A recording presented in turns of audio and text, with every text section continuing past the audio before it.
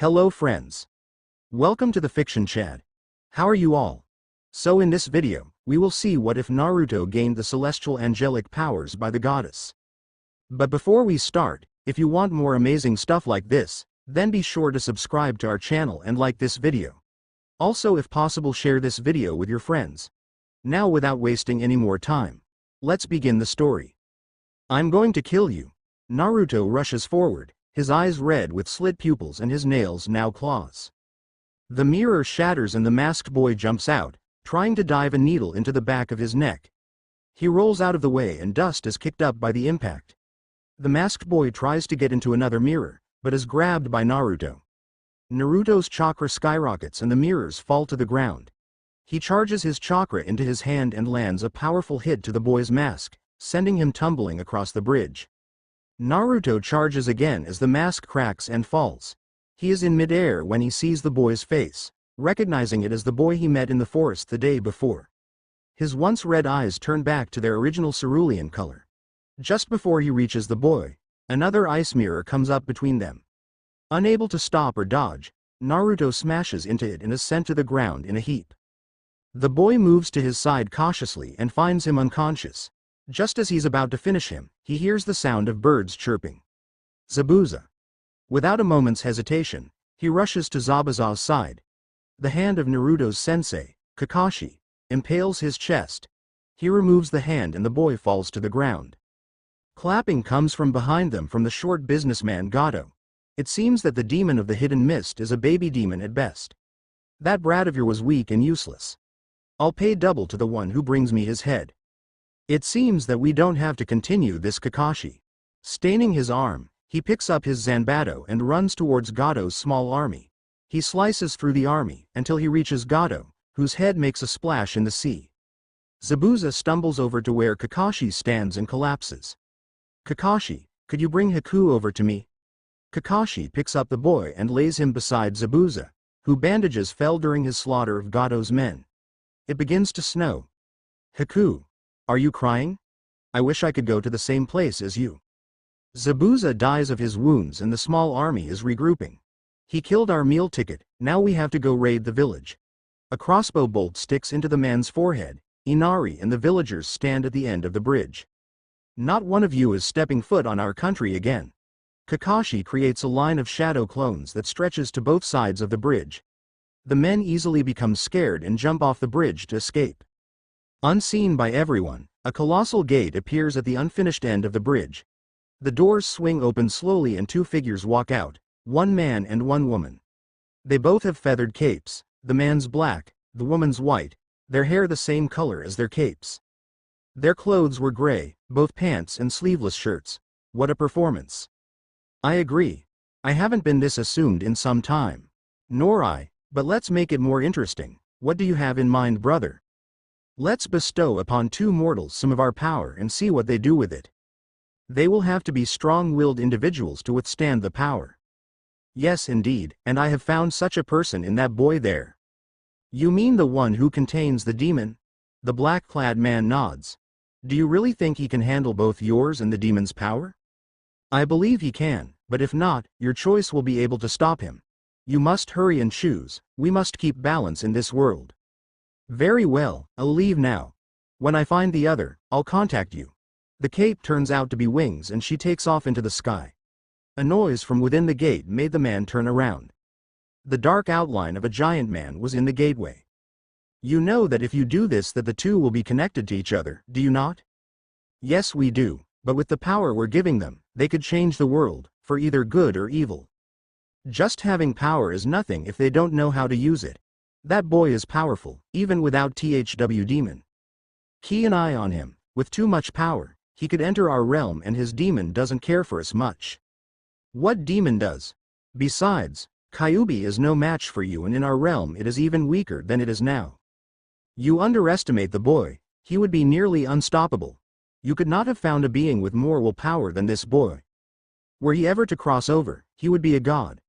The giant walked back into the darkness of the gate. Brother, I'm ready.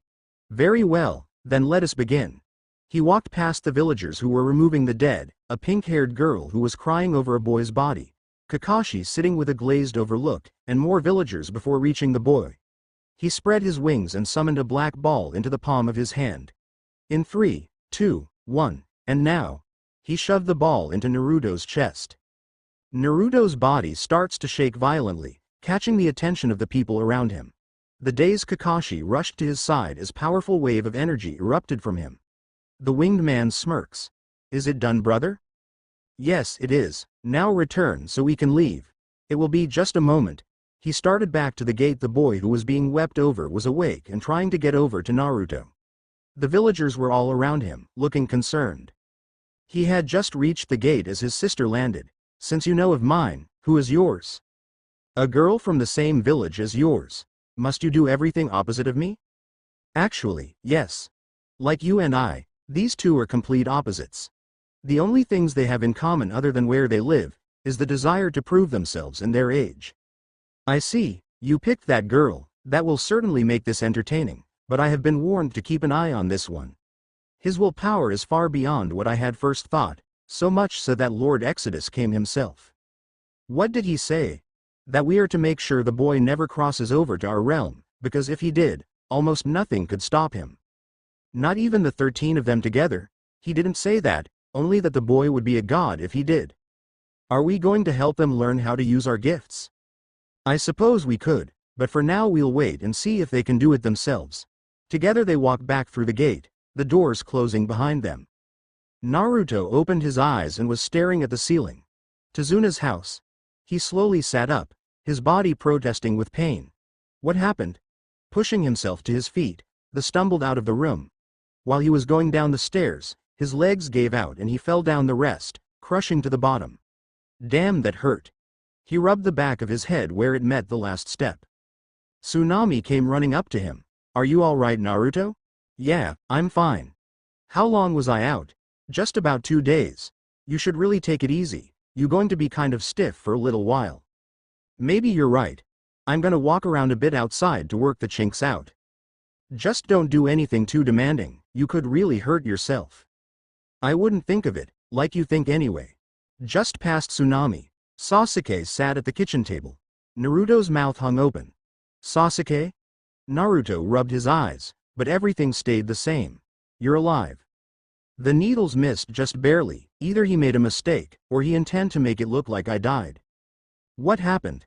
I'm not really sure. When I came to, the villagers were at the bridge. Zabuza and his partner Haku were dead and you were unconscious. You were also shaking and emitting a high level of power. I want to know where it came from. Your guess is as good as mine. So you're saying you don't know what that power was? If I did, I would have used it to stomp you into the ground before. Now that I know it's there, I'm going to try to harness T. Damn that fox. What's it trying to do now? See y'all later, Sasuke. I'm gonna go for a walk. There's a reason why I'm here instead of with Kakashi and Sakura. To rub the fact that your Sharingan activated in my face? No, now come on. Sasuke stood up and walked towards the door with Naruto just behind. Sasuke led him to a cliff, not far from the bridge, that looked over the sea. There near the edge was Zabuza's sword sticking into the ground, the pieces of Haku's mask resting against it.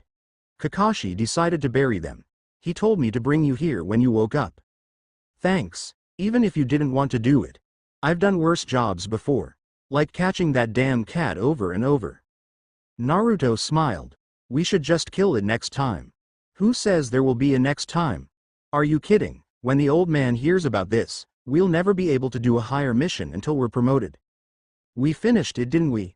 Yes, but the two of us nearly died. Sakura didn't do shit, as usual, and the only reason we finished is because of Kakashi. He's gonna raise requirements for mission ranks, and we'll be stuck doing D ranks until we're at least Chunin. You really think he'll do that? I know he will. He looks at the village like everyone is his family, and because of that, he'll do everything in his power to protect us, even if it's against our will. He's a good leader, but a better person. I'm heading back. The others will be back by nightfall for dinner. Thanks again, Sasuke. I'll probably be back before them. Sasuke turned and left the way they came. Naruto just stared at the grave for a few moments. Haku, did I do this to you? He went around the sword and sat down with his back against the side of the blade. He closes his eyes and finds himself in a sewer-like passage. He looks around. Where the hell am I? Is this some kind of genjutsu? He forms a seal. Kai. Nothing happens. Great, not only do I not know where I am, but I can't feel my chakra either. Far down the tunnel, a red light appears. What the hell, it's not like I know how to get out of here. As he gets closer, an ominous feeling overcomes him. He starts to question the smartness of deciding to walk towards the light. Despite these feelings, he continues to walk and is engulfed in the light. When he is able to see something other than red, he stares in awe at the room he entered.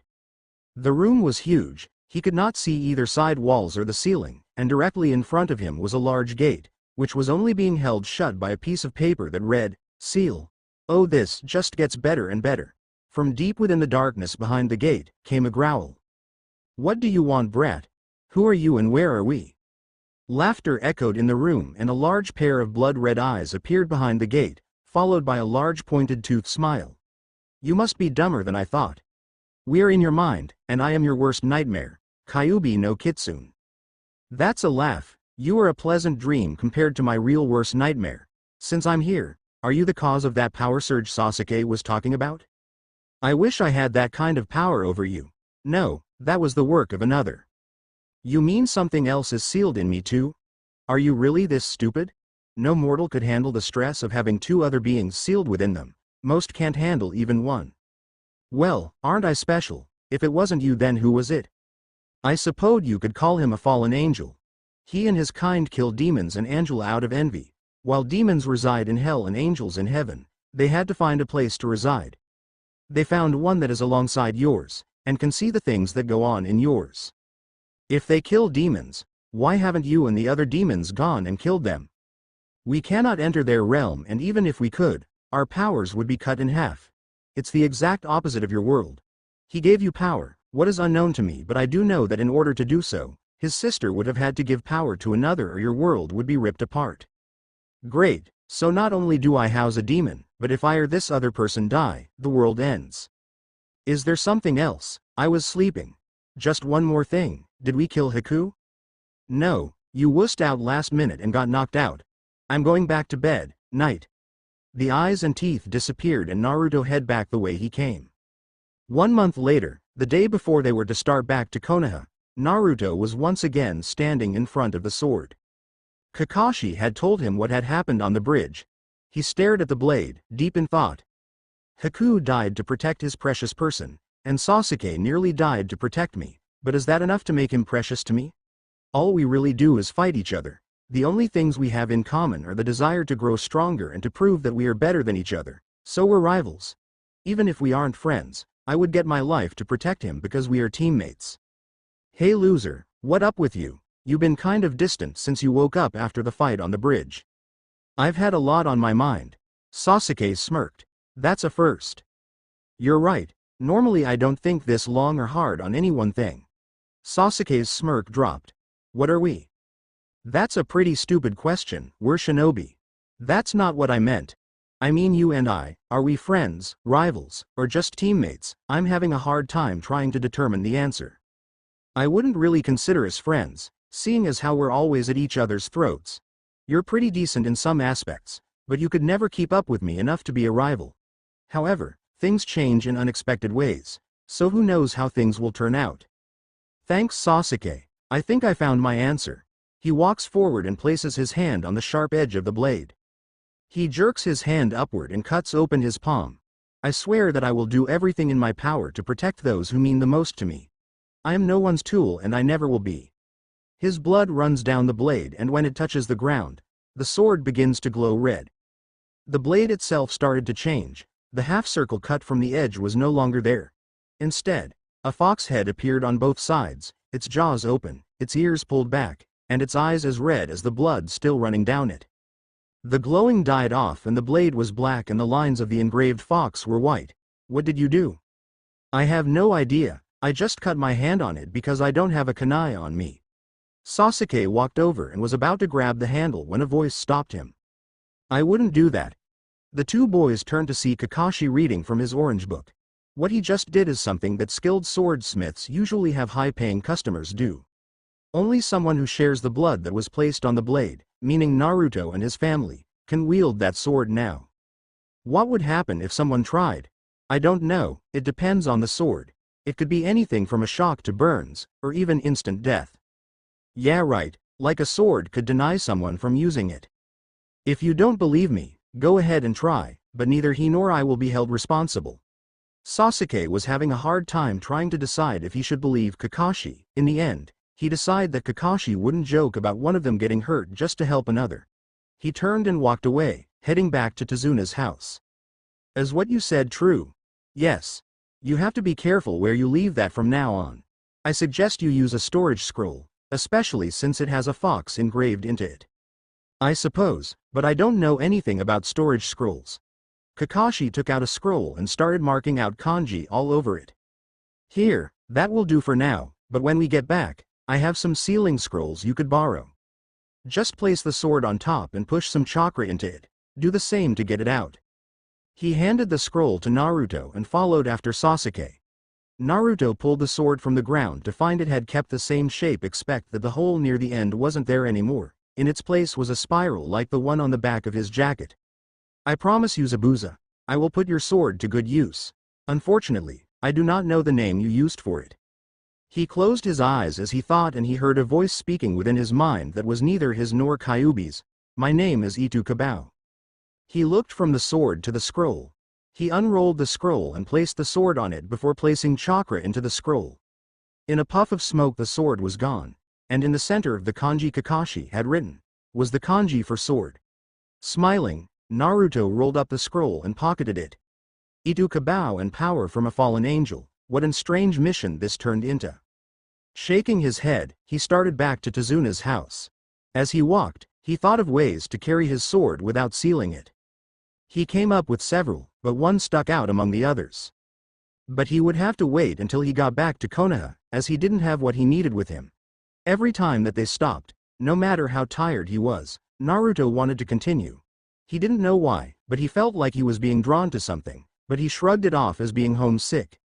As they got closer, the feeling got stronger and stronger.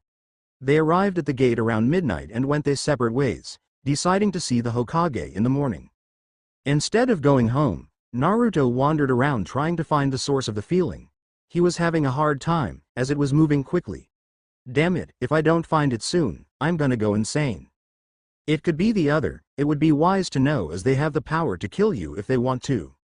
Even with both yours and the guy's power. They kill demons, remember, his sister would have given them the power to stop you if you couldn't handle both. I hope it's not someone who hates me because of you then. He followed the feeling to a small clearing with a waterfall. He couldn't see anyone there, but he knew they were. He jumped and landed silently in a nearby tree.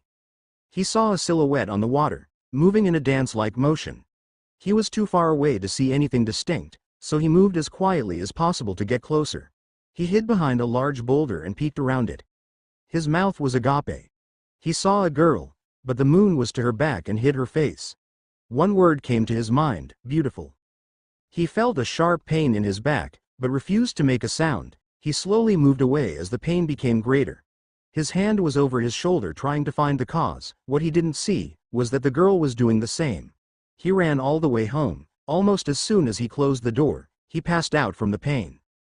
Kakashi was standing in front of the Hokage with Sasuke and Sakura. I'm sorry, sir, he's normally on time.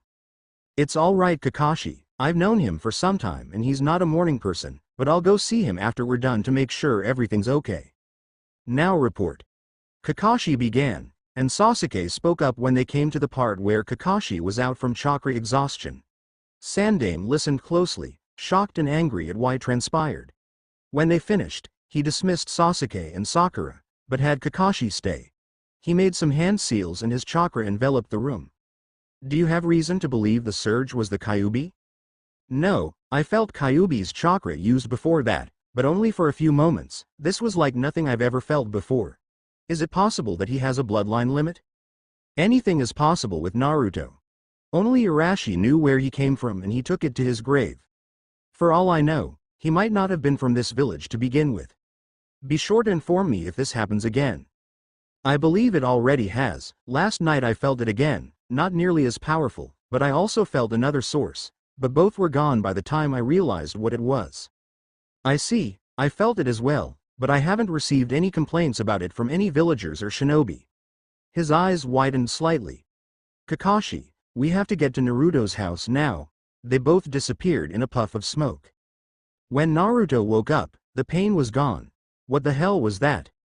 He placed his hand on his back and felt something that wasn't there before. He turned his head slowly and nearly fainted from shock. His clothes were ripped open and two black feathered wings were sticking out from his shoulder blades. At first he thought they were an illusion, and tried to dispel it, but they stayed in place.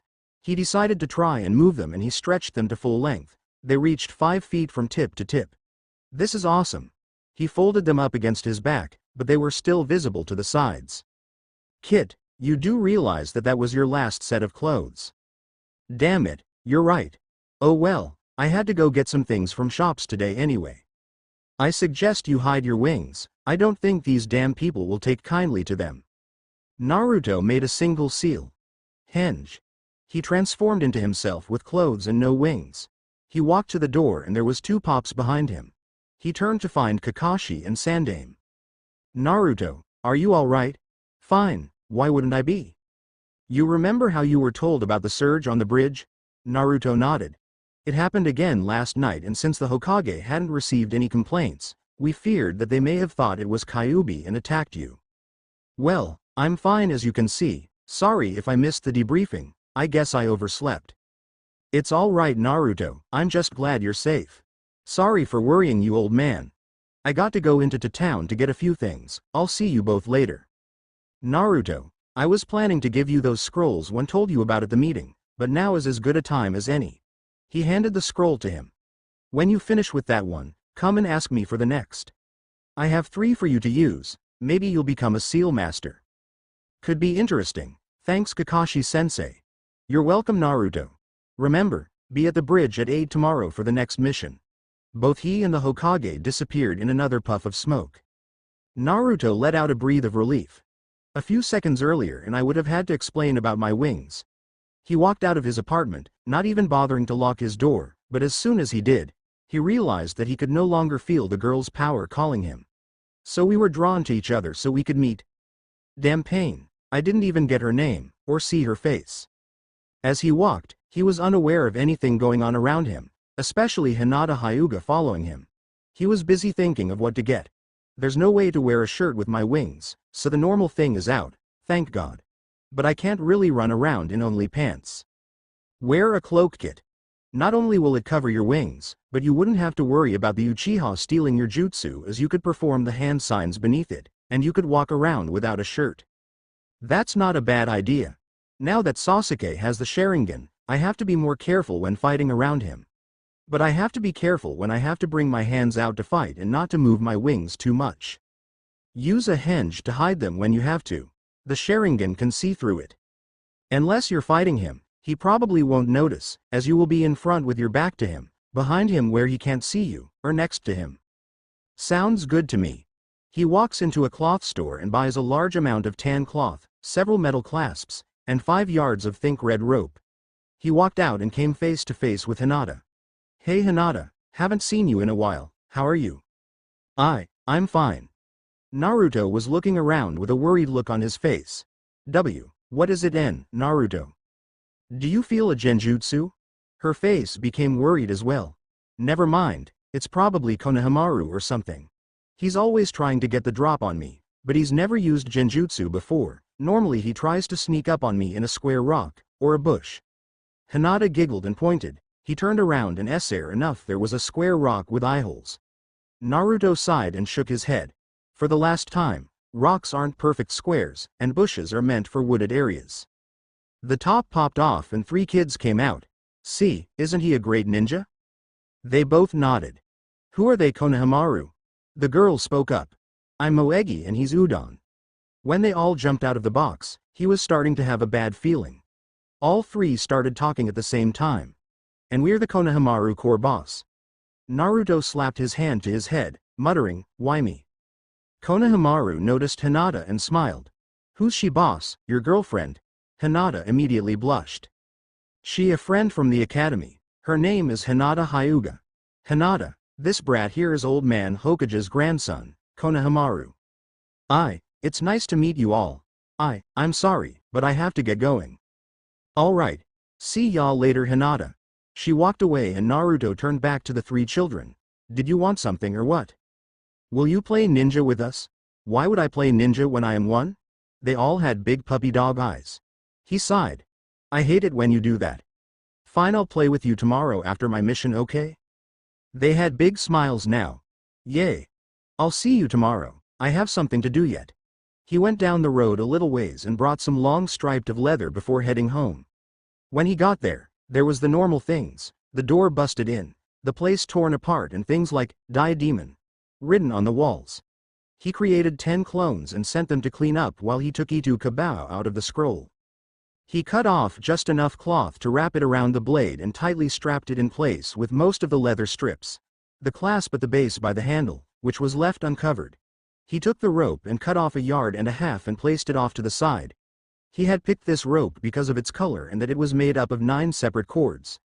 He pushed some chakra into it when he was at the store and found that he could lengthen it, but it became thinner. He attached it to the end of the handle and undid about 8 inches of the other end. He tied a knot there so it wouldn't unravel further and tied another at each end of the cords. He smiled as he lifted the sword with ease. Interesting choice, Kit. Instead of a fox head, a red rope with 9 tails. It's mainly to carry it around, but I'm sure I could use it in an attack too. His clones finished picking up and he dismissed all but 2. One started to unravel the last of the rope into the 9 cords, while the other stood still with his wings folded to his back. Naruto cut off a strip a foot wide and wrapped the rest of the cloth around him, the bottom coming to his knees. Can you move all right? It nodded. He made sure the opening was in the front and cut the rest of the leather into 2 small strips and strapped the cloak shut near the neck, while still being able to bring the hands out without breaking them. There was a lot of extra cloth by the neck, so he sewed it into a collar that left the face visible from the front, but blocked from the sides up to just under the eyes. The clone in the cloak smiled and vanished, the cloak falling to the ground. Naruto picked it up and laid it on the back of his only chair.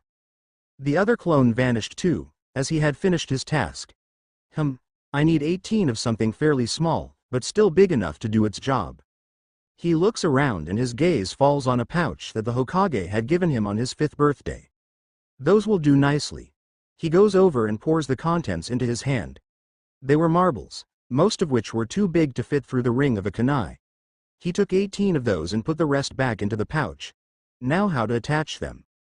I know of a way, but it will cost you. What will it cost me? What do you think? Freedom? Hell no, you would kill me and everyone else, there would be no point. Maybe you aren't as stupid as I first thought. All right, Kit, what do you think is a fair trade? Give me some time, and when I became proficient with seals, I'll see what I can do about modifying the seal. What would I get from this? You tell me, I already told you. And I already told you no, but I could do the next best thing. I could make it so you could see, hear, feel, and even taste what I do. Taste might be pushing it, you mainly eat that detestable ramen. I'll try to cut back on it, but I'll have to get better at cooking, cause you know as well as I do that they won't let me in anywhere else. I accept, and I'll also throw in the ability to summon foxes. I don't know how to summon. I'll teach you, but there is a benefit for me by you learning too. What are you talking about? I am the boss summon, you can summon me to help you in battle. I'll be my normal height, but I won't be able to attack anyone you don't want me to because you can dismiss me if you want to. It's a sample taste of freedom for me. That sounds good to me. You get freedom now and then, and I get a powerful demon to fight alongside me if I need help. The most powerful of the 9 Biju. Biju?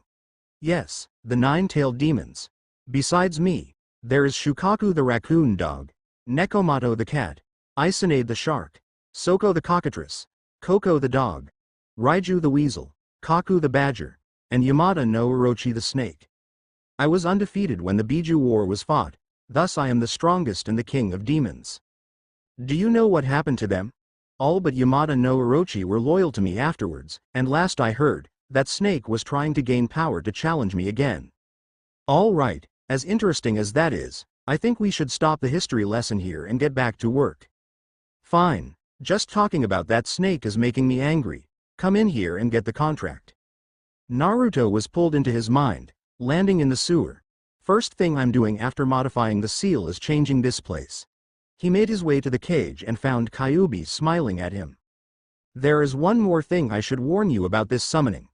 The foxes that are summoned are demons, and as such they will be hesitant to listen to you as you are a human.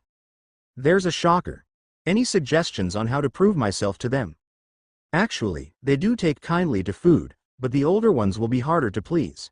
They will want a demonstration of your power. They will demand that you fight the strongest of the clan. Wouldn't that be you? Yes, kid, but for obvious reasons we can't have the match here, so I'll have it moved to our realm. So I get to see hell before I die. Wow, don't I feel special? Kyuubi chuckled. There was a puff of smoke and a small scroll appeared in Naruto's hand. You can't sign it here as you need to sign in blood. When you leave, it will go with you and you must be sure not to let anyone who doesn't have permission to obtain it. I understand. Thank you, Kyuubi. He left his mindscape and found that the scroll really did come with him. I wonder if I could bring things in there. Couldn't hurt to try.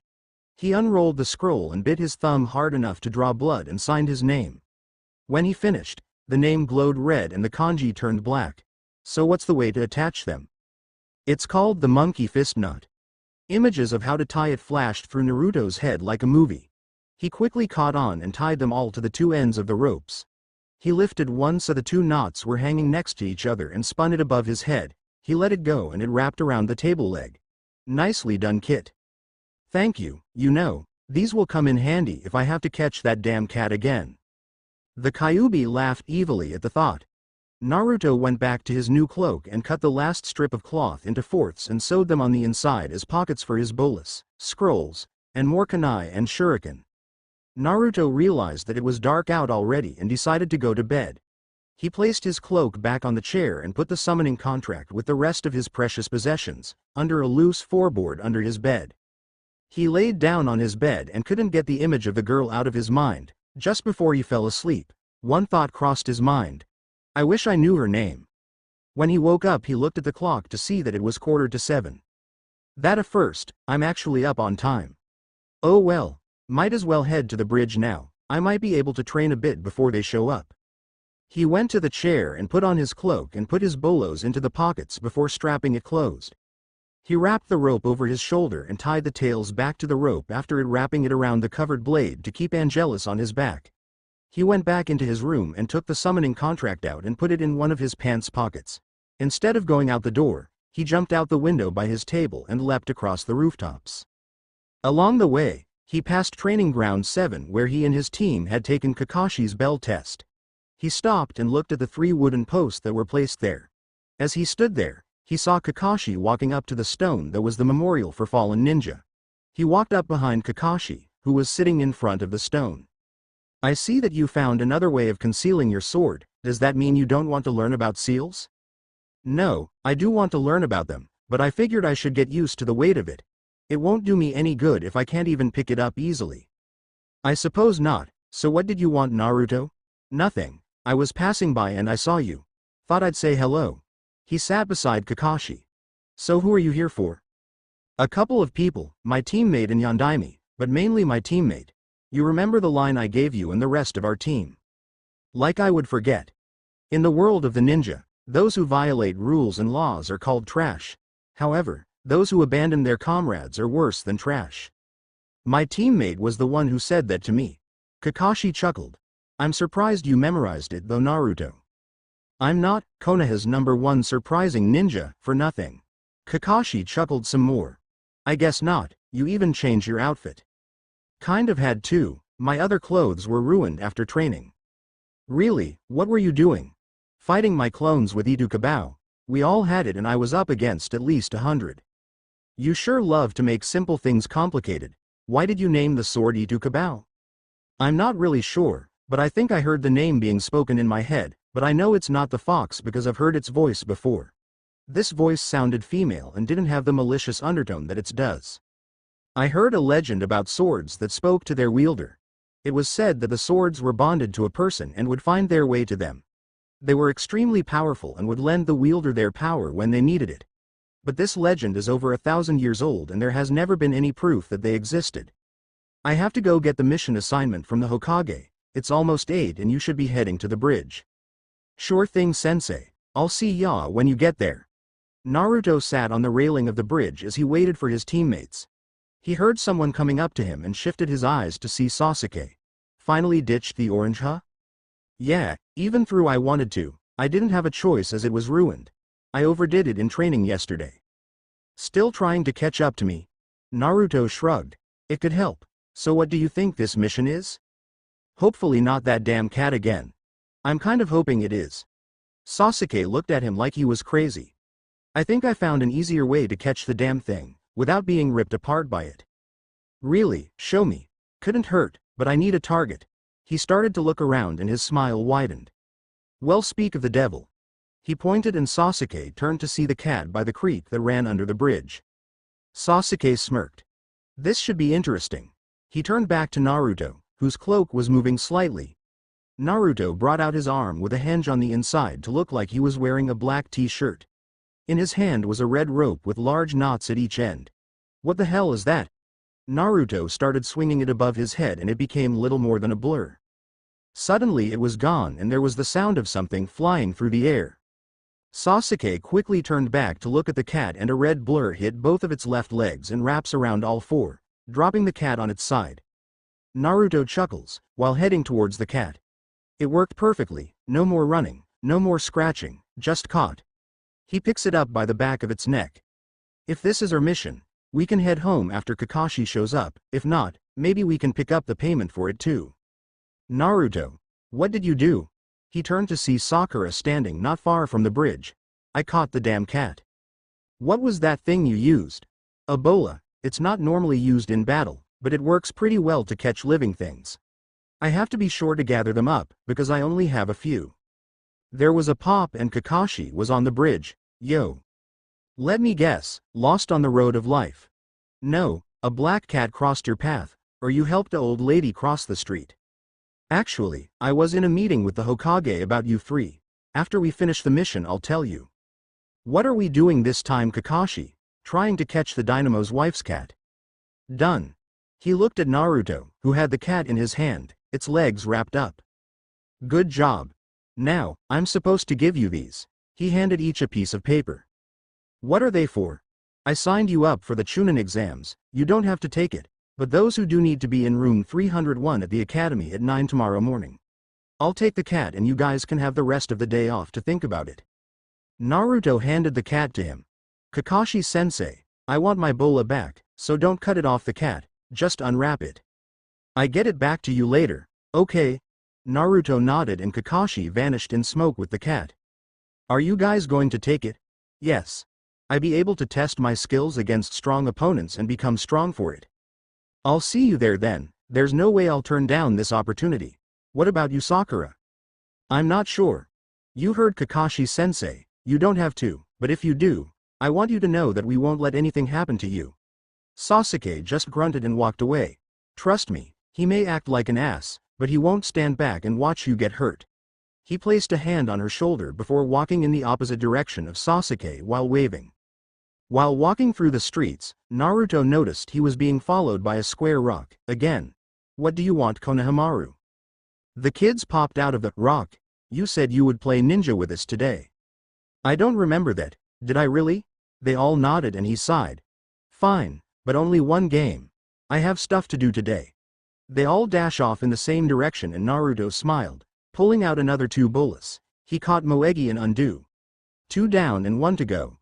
He helped them out of the restraints, and took off after Konohamaru. He saw Konohamaru run around the corner and heard him run into someone. Hey brat, watch where you're going. I'm sorry. You will be. Naruto turned the corner to find a blonde kunoichi with a large fan and a shinobi in black with purple makeup on his face and a mummy-looking thing on his back.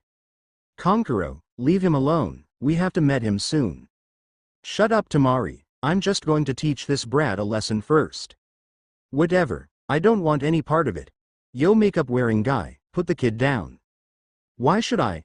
3 reasons. First is he's the Hokage's grandson. Tamari looked scared, Kankuro looked unimpressed. Second is that if you don't I'll kick your ass. Kankuro growled and reached with his free hand to the wrapped thing on his back and Naruto's hand went to his sword. Well, what the third reason? Your teammate doesn't look pleased. Who cares? She is. I meant him. Naruto nods at the tree in the yard next to them and Kankuro turns slowly to see a red-headed boy with a gourd on his back, standing upside down on a branch. Kankuro, you are a disgrace to our village, but they were the ones. Shut up or I will kill you. Sorry, he let go of Konohamaru, who ran behind Naruto.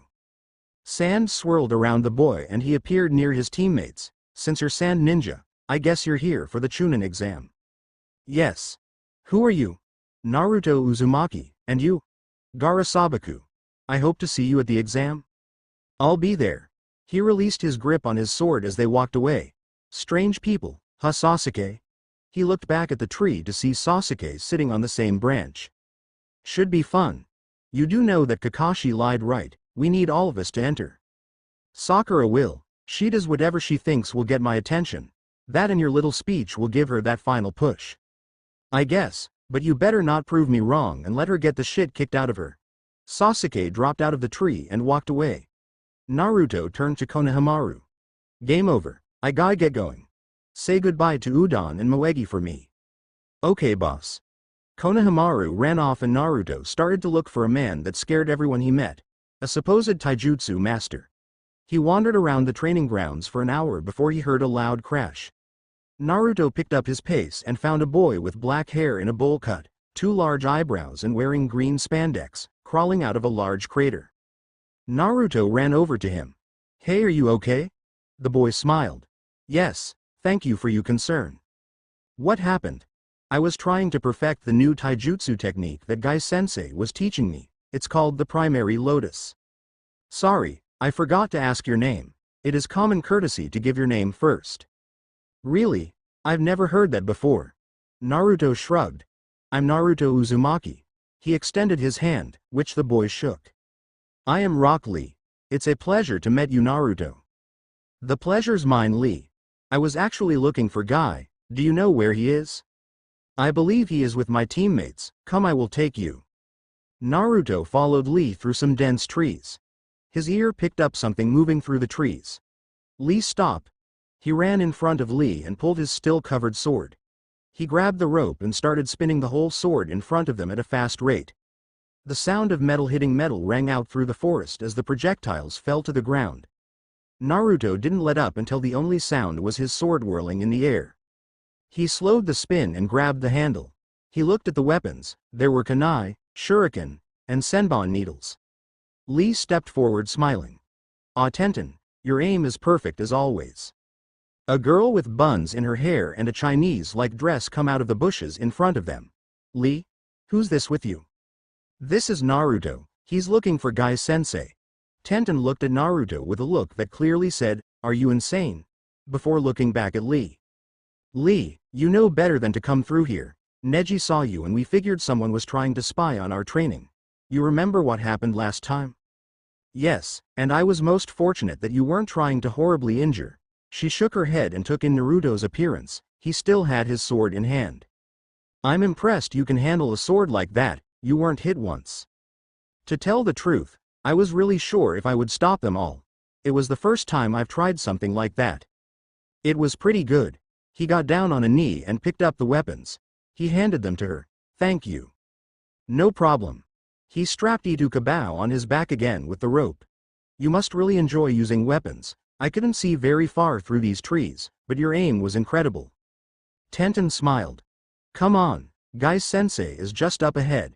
She led them out into an opening where a boy with long brown hair, white pupil-less eyes, and white clothes, and an older version of Lee with a Jonin vest, were waiting. Ah, Lee, who is your youthful friend? This is Naruto. He was looking for you, Guy-sensei. Naruto, have you come to learn about the power of youth? Actually, I think Kakashi-sensei said something about that. So you are on my rival's team. Unfortunately, he's always late, while making lame excuses about why, and reading that perverted book of his. I see, so why have you searched me out, Naruto? I was wondering if you knew where I could get some training weights. You are in luck. I have 2 sets as neither Tenten or Neji wanted them. Could I get them both? All 4 of them looked at him in shock, though you couldn't really tell with Neji. You have such youthfulness, it rivals that of my own and Lee's. With both sets, you will have half of what Lee's wearing now. Thank you. Guy placed a box in front of him and he took out the bands of weight, one at a time, and put them on, one on each leg and arm. He had a hard time moving at first, but slowly got used to the new weight. Guy and Lee were ranting on about the power of youth, and Tenten was glaring holes through Naruto, since he was the one that had started them at it. So Lee, how has your progress of the primary lotus gone? I have finished it, Guy-sensei. Very good, Lee. I now forbid it from being used. But Guy-sensei, Lee, it stopped Lee from saying another word. The only time you are allowed to use it is if someone precious to you is in danger. I understand, Guy-sensei. Good. Naruto stood near them, by the edge of the clearing. Someone precious. Guy turned to him and saw the saddened expression. Is something wrong, Naruto? In our mission to the Land of Waves, I met a boy named Haku who said that when you fight to protect someone precious to you, you will become as strong as you need to be. The next day, I found out that he was one of our enemies and he died to protect his partner, Zabuza, who didn't even seem to care about Haku. Zabuza killed his employer from insulting Haku. Since that battle, I have trying to figure out what makes a person precious. I carry Zabuza's sword, though it's not the same anymore. It changed when I cut my hand on the blade and made a promise to them. Lee and Guy were in tears. Neji looked bored and Tenten was shocked. Such a sad story of the loss of youthfulness. Naruto, could I see the blade? Sure. He pulled his sword again and flicked the clasp. The leather strip fell to the ground and the cloth went with it. She smiled. It's an impressive blade, Naruto. What its name? Itu Kabao. Please don't ask me why, it's complicated. She nodded. He rewraps the blade and puts it on his back again. Naruto, I will tell you what I believe makes a precious person if you like. Naruto looked at Guy with a smile and nods. A precious person is someone who you would do anything to protect them, even give your own life. Thanks, Guy, for everything. You're welcome. Even if you are my rival's student, I will do everything in my power to fan the flames of youth. Guy-sensei. Lee. Guy-sensei. Lee. They hug and the background changes to a cliff overlooking the sea with waves crashing against the side. Naruto tries to dispel it thinking it's a genjutsu. Don't waste your time, it won't work, we've tried. Are you guys entering the Chunin exam? Yeah, Guy-sensei had to skip a year to prepare. Kakashi probably signed you guys up because of the Uchiha, right? Most likely, but I don't care. I'll get my chance to show the bastard up this time. Good luck. You guys too. I guess I'll see you tomorrow then, provided my third teammate shows. I'm pretty sure that Lee would be devastated if he didn't get a chance to fight you. Well, if she doesn't show, I'll see if he wants to spar some other time. I wouldn't say that aloud, or he'll challenge you. Good point. See ya later, you guys. He waved to them and walked off down a dirt path. He trained at Training Ground 7 until dark and headed home. He flopped down on his bee when he got there, after removing his sword and cloak. Kyuubi, does time pass differently in hell like when I visit you in there? I'm not sure, kid. Time doesn't really apply to me, I'm immortal after all. Well, I really hope so, or I'm going to have to set aside a week or so for my test. You still might have to, I won't go down easily. Trust me, I know, but neither will I. Besides, you never said I had to win, just to show them my power. Seems I misjudged you, kid. You shouldn't hide who you really are. Have you sensed anything from the girl? No, I haven't, kid. She must be used to suppressing her chakra. Thanks, Kyuubi. Good night. Good night, kid. Naruto fell asleep soon after. When Naruto woke up the next morning, he went through his normal routine and started to get ready, but he couldn't find his weights. He tore apart his bedroom trying to find. He looked at his clock and saw that it was just after 8. Damn it, where are they? I believe you're still wearing them, kid. Naruto looked down and saw it was true. How can I be moving so easily? I've only been wearing them for half a day. You tear your muscles and when those tears heal, you become stronger. Since I increase your healing rate, the tears heal faster and you keep ripping your muscles so you get stronger faster. So I get stronger faster with less work. Then what's the point of working for anything? It's too much like Sasuke for comfort. I agree, kid, but it's a perk of being my vessel. Work as hard as you want and you'll get twice the normal results. You should get ready, kid. You don't have much time before the exam. He looked at the clock again and it was almost 8:30. Shit. He put on his cloak and attached his sword as he ran out the door. Naruto arrives at the academy panting and Sasuke's already there. You're early. What's next? Kakashi not reading his book. What are you talking about? It's almost 9. I don't know where you got that idea, but it's 5 after 8. He showed Naruto his watch and that what it said. Huh, I guess my clock is an hour fast. So why are you here so early? I've been up for a few hours, I couldn't sleep. So you're actually excited about this then? You could put it that way, I want to test my abilities on strong opponents like that Gaara from yesterday. There are some guys you should watch out for from here too, like me. I just might surprise you. You think she'll show? Sasuke shrugged. I hope so. There's 2 other people other than you that I want to fight. Really, who? That Gaara, and a guy the first might yesterday, Rock Lee. He any good? Not really sure, he wears weights and when I found him yesterday, he was crawling out of a huge crater he made. Sasuke just gave a, huh, and watched as other genin from several villages entered the building. Naruto was sitting against the building when he saw Sasuke's smirk. Naruto looked and saw Sakura running towards them. I was starting to wonder if you were going to come. I can't leave the 2 of you alone, you'd end up trying to kill each other. Who's trying? The dope wouldn't stand a chance. So let's go in, we have to be at room 301 by 9. They went in and on the 2nd floor, they saw a mob of people trying to get into a room labeled 301. Sasuke walked over to where 2 genin blocked the path. Take off the genjutsu and get out of the way. One of them smiled. So you noticed, but you'll have to get past us to continue on. He genin tried to kick but was stopped by a green blur. That's enough. Hey Lee, nice block. Lee looked at the group he jumped in front of. Ah Naruto, it's good to see you. Tenten and Neji come over, Tenten shaking her head. Naruto pointed at Lee. Guys, this is Rock Lee, his teammates Tenten, whose family name I never asked, and Neji Hyuga, the rookie of the year from last year. He moved his finger as he talked. He then pointed at Sasuke. This is the stuck-up bastard Sasuke Uchiha. OWW. Sakura hit him on the back of the head. And the abusive Sakura Haruno. His comment earned him another blow to THW head. Lee's eyes turned to hearts when he looked at her. What a beautiful blossom, I will protect you with my life. Will you be my girlfriend, my lovely Sakura? Naruto was trying to not laugh as Sakura inched away saying she loved Sasuke. Sasuke, I challenge you. Alright. Tenten looked worried. Lee, I don't think you should be doing this, we could get in trouble. Let him, if nothing else, we get to learn about a possible opponent. Lee rushed towards Sasuke at incredible speeds. So much so that Sasuke was forced to turn on the Sharingan just to get a glimpse. Lee suddenly appeared on his hands and one leg, kicking Sasuke in the chin with the other and sending him into the air.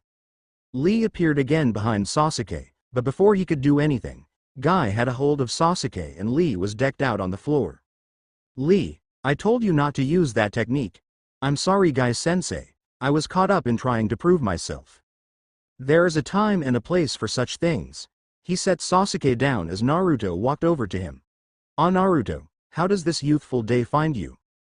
Good guy, I have a question for you though, the weights you gave me, are they metal plate weights or something else?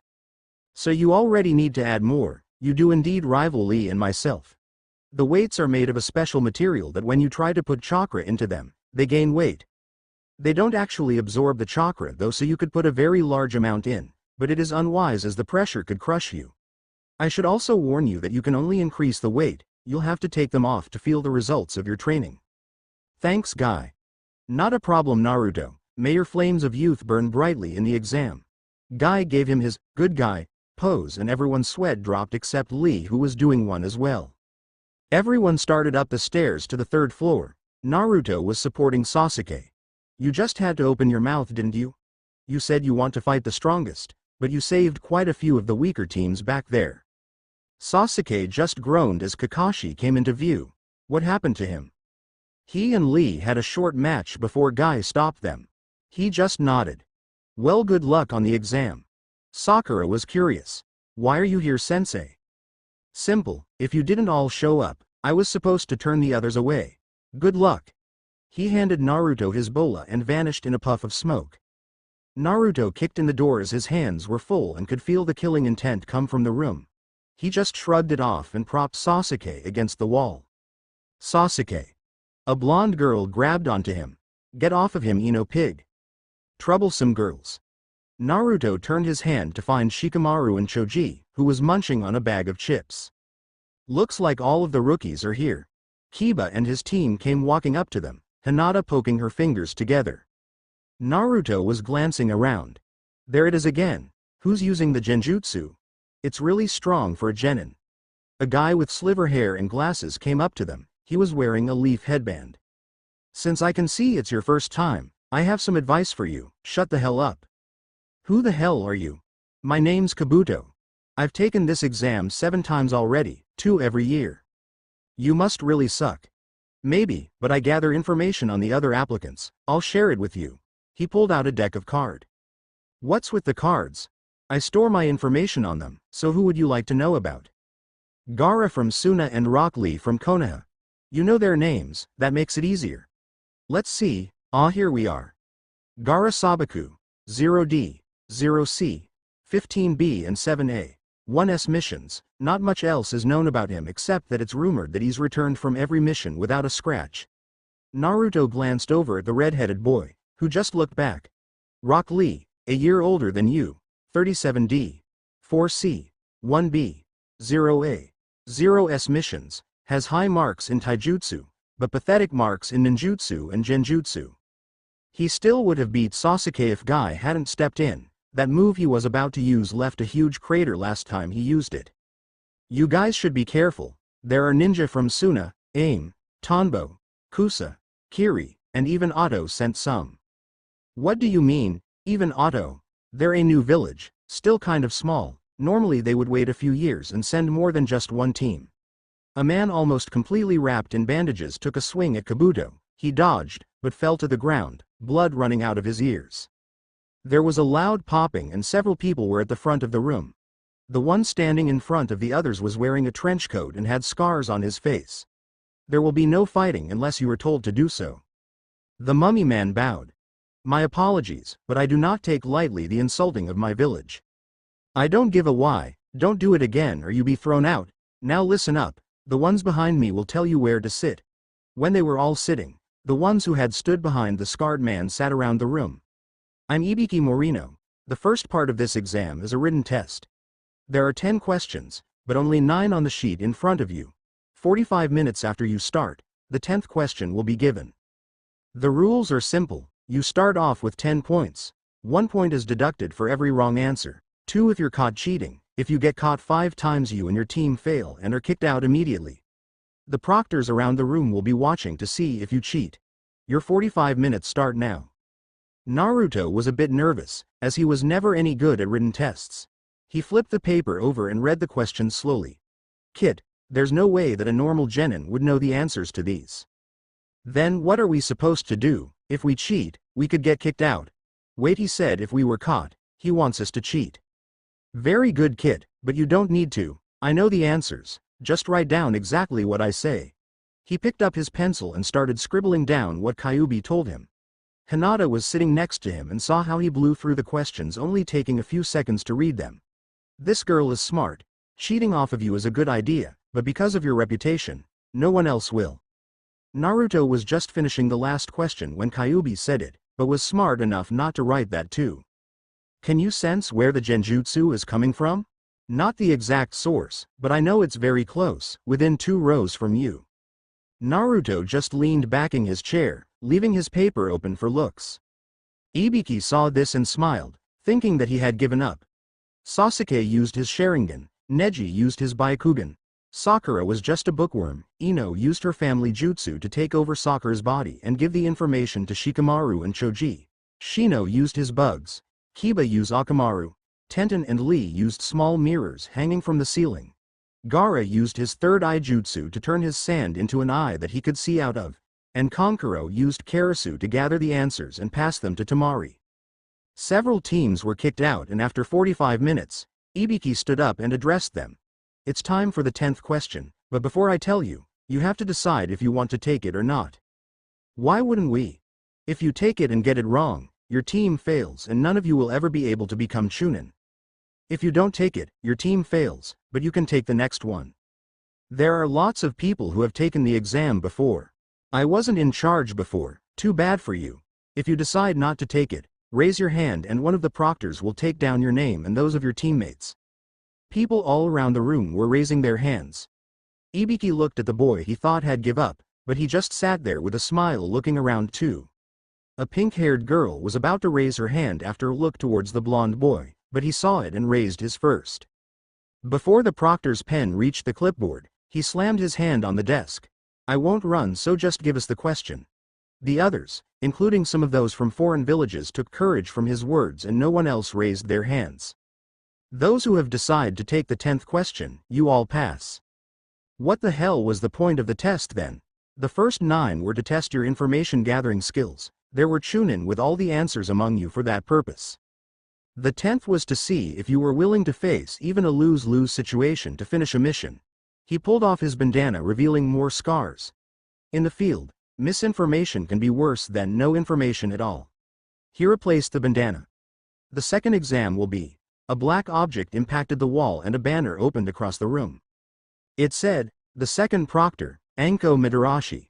There was a puff of smoke and a woman in a trench coat, purple mini-skirt, fishnet, and boots, with brown pupil-less eyes and violet hair. You're early again, Anko. She didn't pay attention as she counted the remaining students. 26. You must be getting soft if you let 26 teams pass. They're really good this year. I cut that number in half. Alright, you little shits, follow me to the location of the second part of the exam. She jumped out of the hole created by her sign and the more experienced genin followed her while the other went through the door.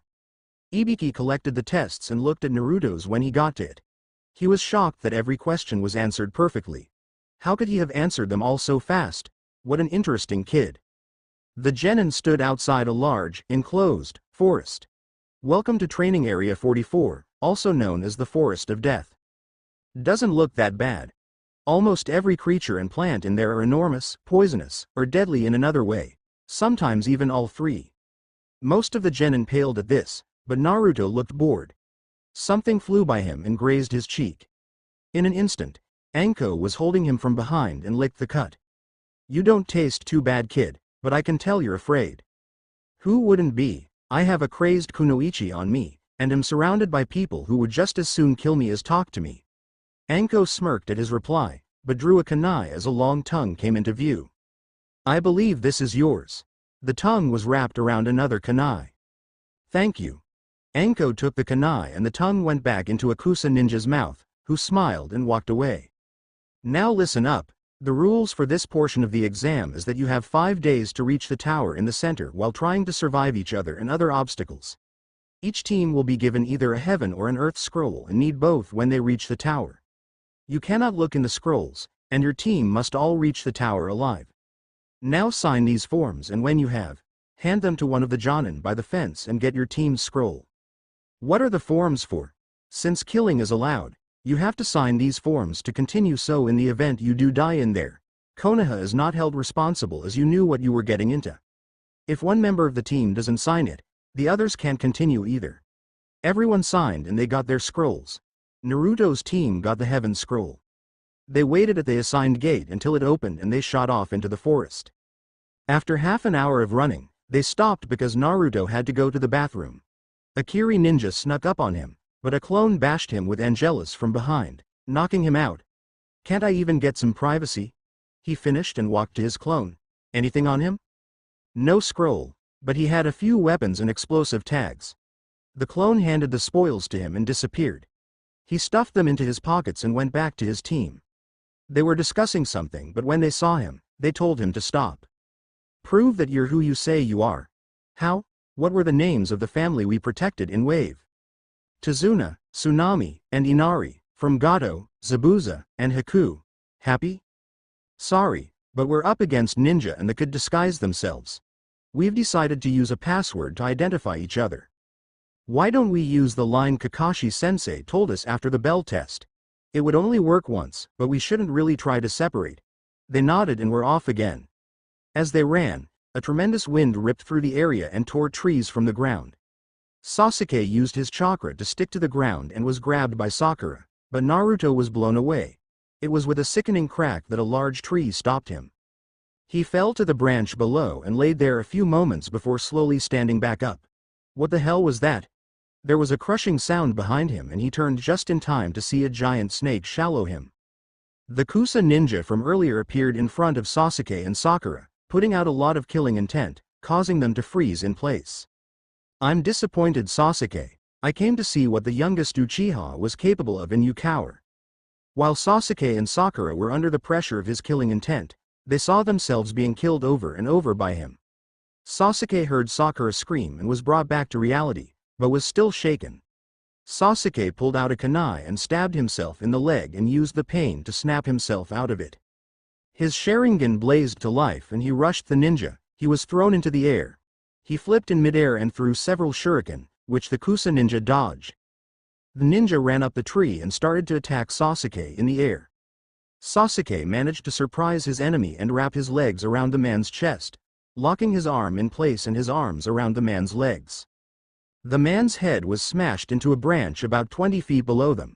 Sasuke jumped up above him and started making hand signs. Ryuka no Jutsu. A dragon made of flames shot from Sasuke's mouth towards the man, destroying the branch. Sasuke nearly collapsed from exhaustion when he heard laughing. Nicely done, Sasuke. Had I not been prepared, you may have killed me. Sasuke looked at the man. The skin on his face was ripped, revealing pale skin underneath it and a golden eye with a slit pupil with purple lines around the eye. Come, Sasuke, entertain me. Naruto was pissed. No matter what he tried, he couldn't seem to get out. His sword had stuck into the beast, but he couldn't cut himself out. A wide smile appeared on his face and he made a cross using his index and middle fingers. Kage Bunshin no Jutsu. The clones continued to appear until the snake's body exploded and it rained Narutos. He dispelled them and started back toward where his team last was. When he found them, he saw Sasuke throw their scroll to the enemy. He rushed forward and grabbed it out of the air. What the hell are you doing, Sasuke? Naruto, he too powerful, he'll kill us. And what do you think will happen if we give him the scroll? That he'll let us walk away? So it's you again. The Kusa ninja started pumping out more killing intent, caused Sasuke to shake, but Naruto just glared at the man. Do you not fear death? Why should I? Death will come to everyone, whether from old age or war. The man laughed. Then let's see what you can do. There was a puff of smoke and a large snake appeared. Another snake? He must have sent the last one too. That bastard. Naruto pulled out his sword and released the cloth. Taking the handle in one hand, the rope in the other. I killed you last, snake, and this one will meet the same fate. He threw the rope over his right arm and it wrapped around it. He took the sword in both hands and charged the snake, blocking its bites with his blade. He cut the beast's throat and it disappeared like a clone, only to have another appear and charge the still shaking Sasuke. Kyuubi, I'm gonna need your help with this. I can't give you much kit, your body can't handle much of my power yet. Anything will be helpful.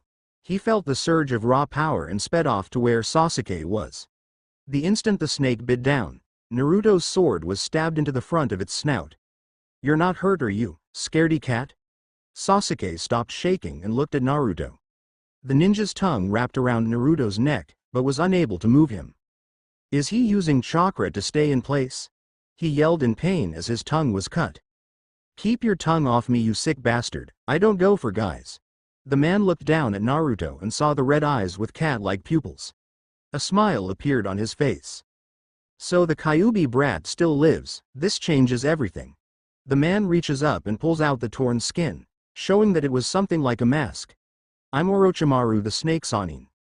I know who you are, only 2 people in history have used snakes and one is the proctor of this part of the exam. Naruto was on top of the snake in seconds. Unfortunately for you, we don't like snakes. Naruto brought his sword down in an angled slice and cut him in half, but the body turned to dirt. A mud clone? He looked around to find the snake Sannin, but by the time he found him, it was too late. Orochimaru's fingertips were engulfed in purple flames and he slammed them into Naruto's stomach, over top Kyuubi's seal. Gogyo Fuin. What a pity, if it weren't for your tenant, I would give you a curse seal as well. You may have a use later, but for now I need you out of the way. Pain coursed through Naruto's body and he fell unconscious.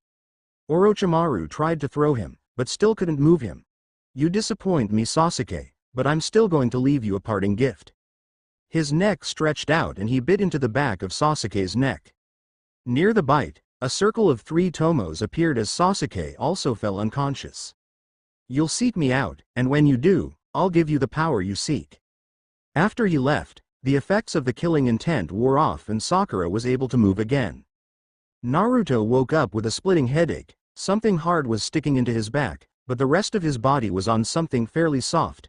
He opened his eyes and quickly moved his hand to block the sunlight. What the hell was that, Kyuubi? There was no reply. Kyuubi? Kyuubi, can you hear me? Again there was no response.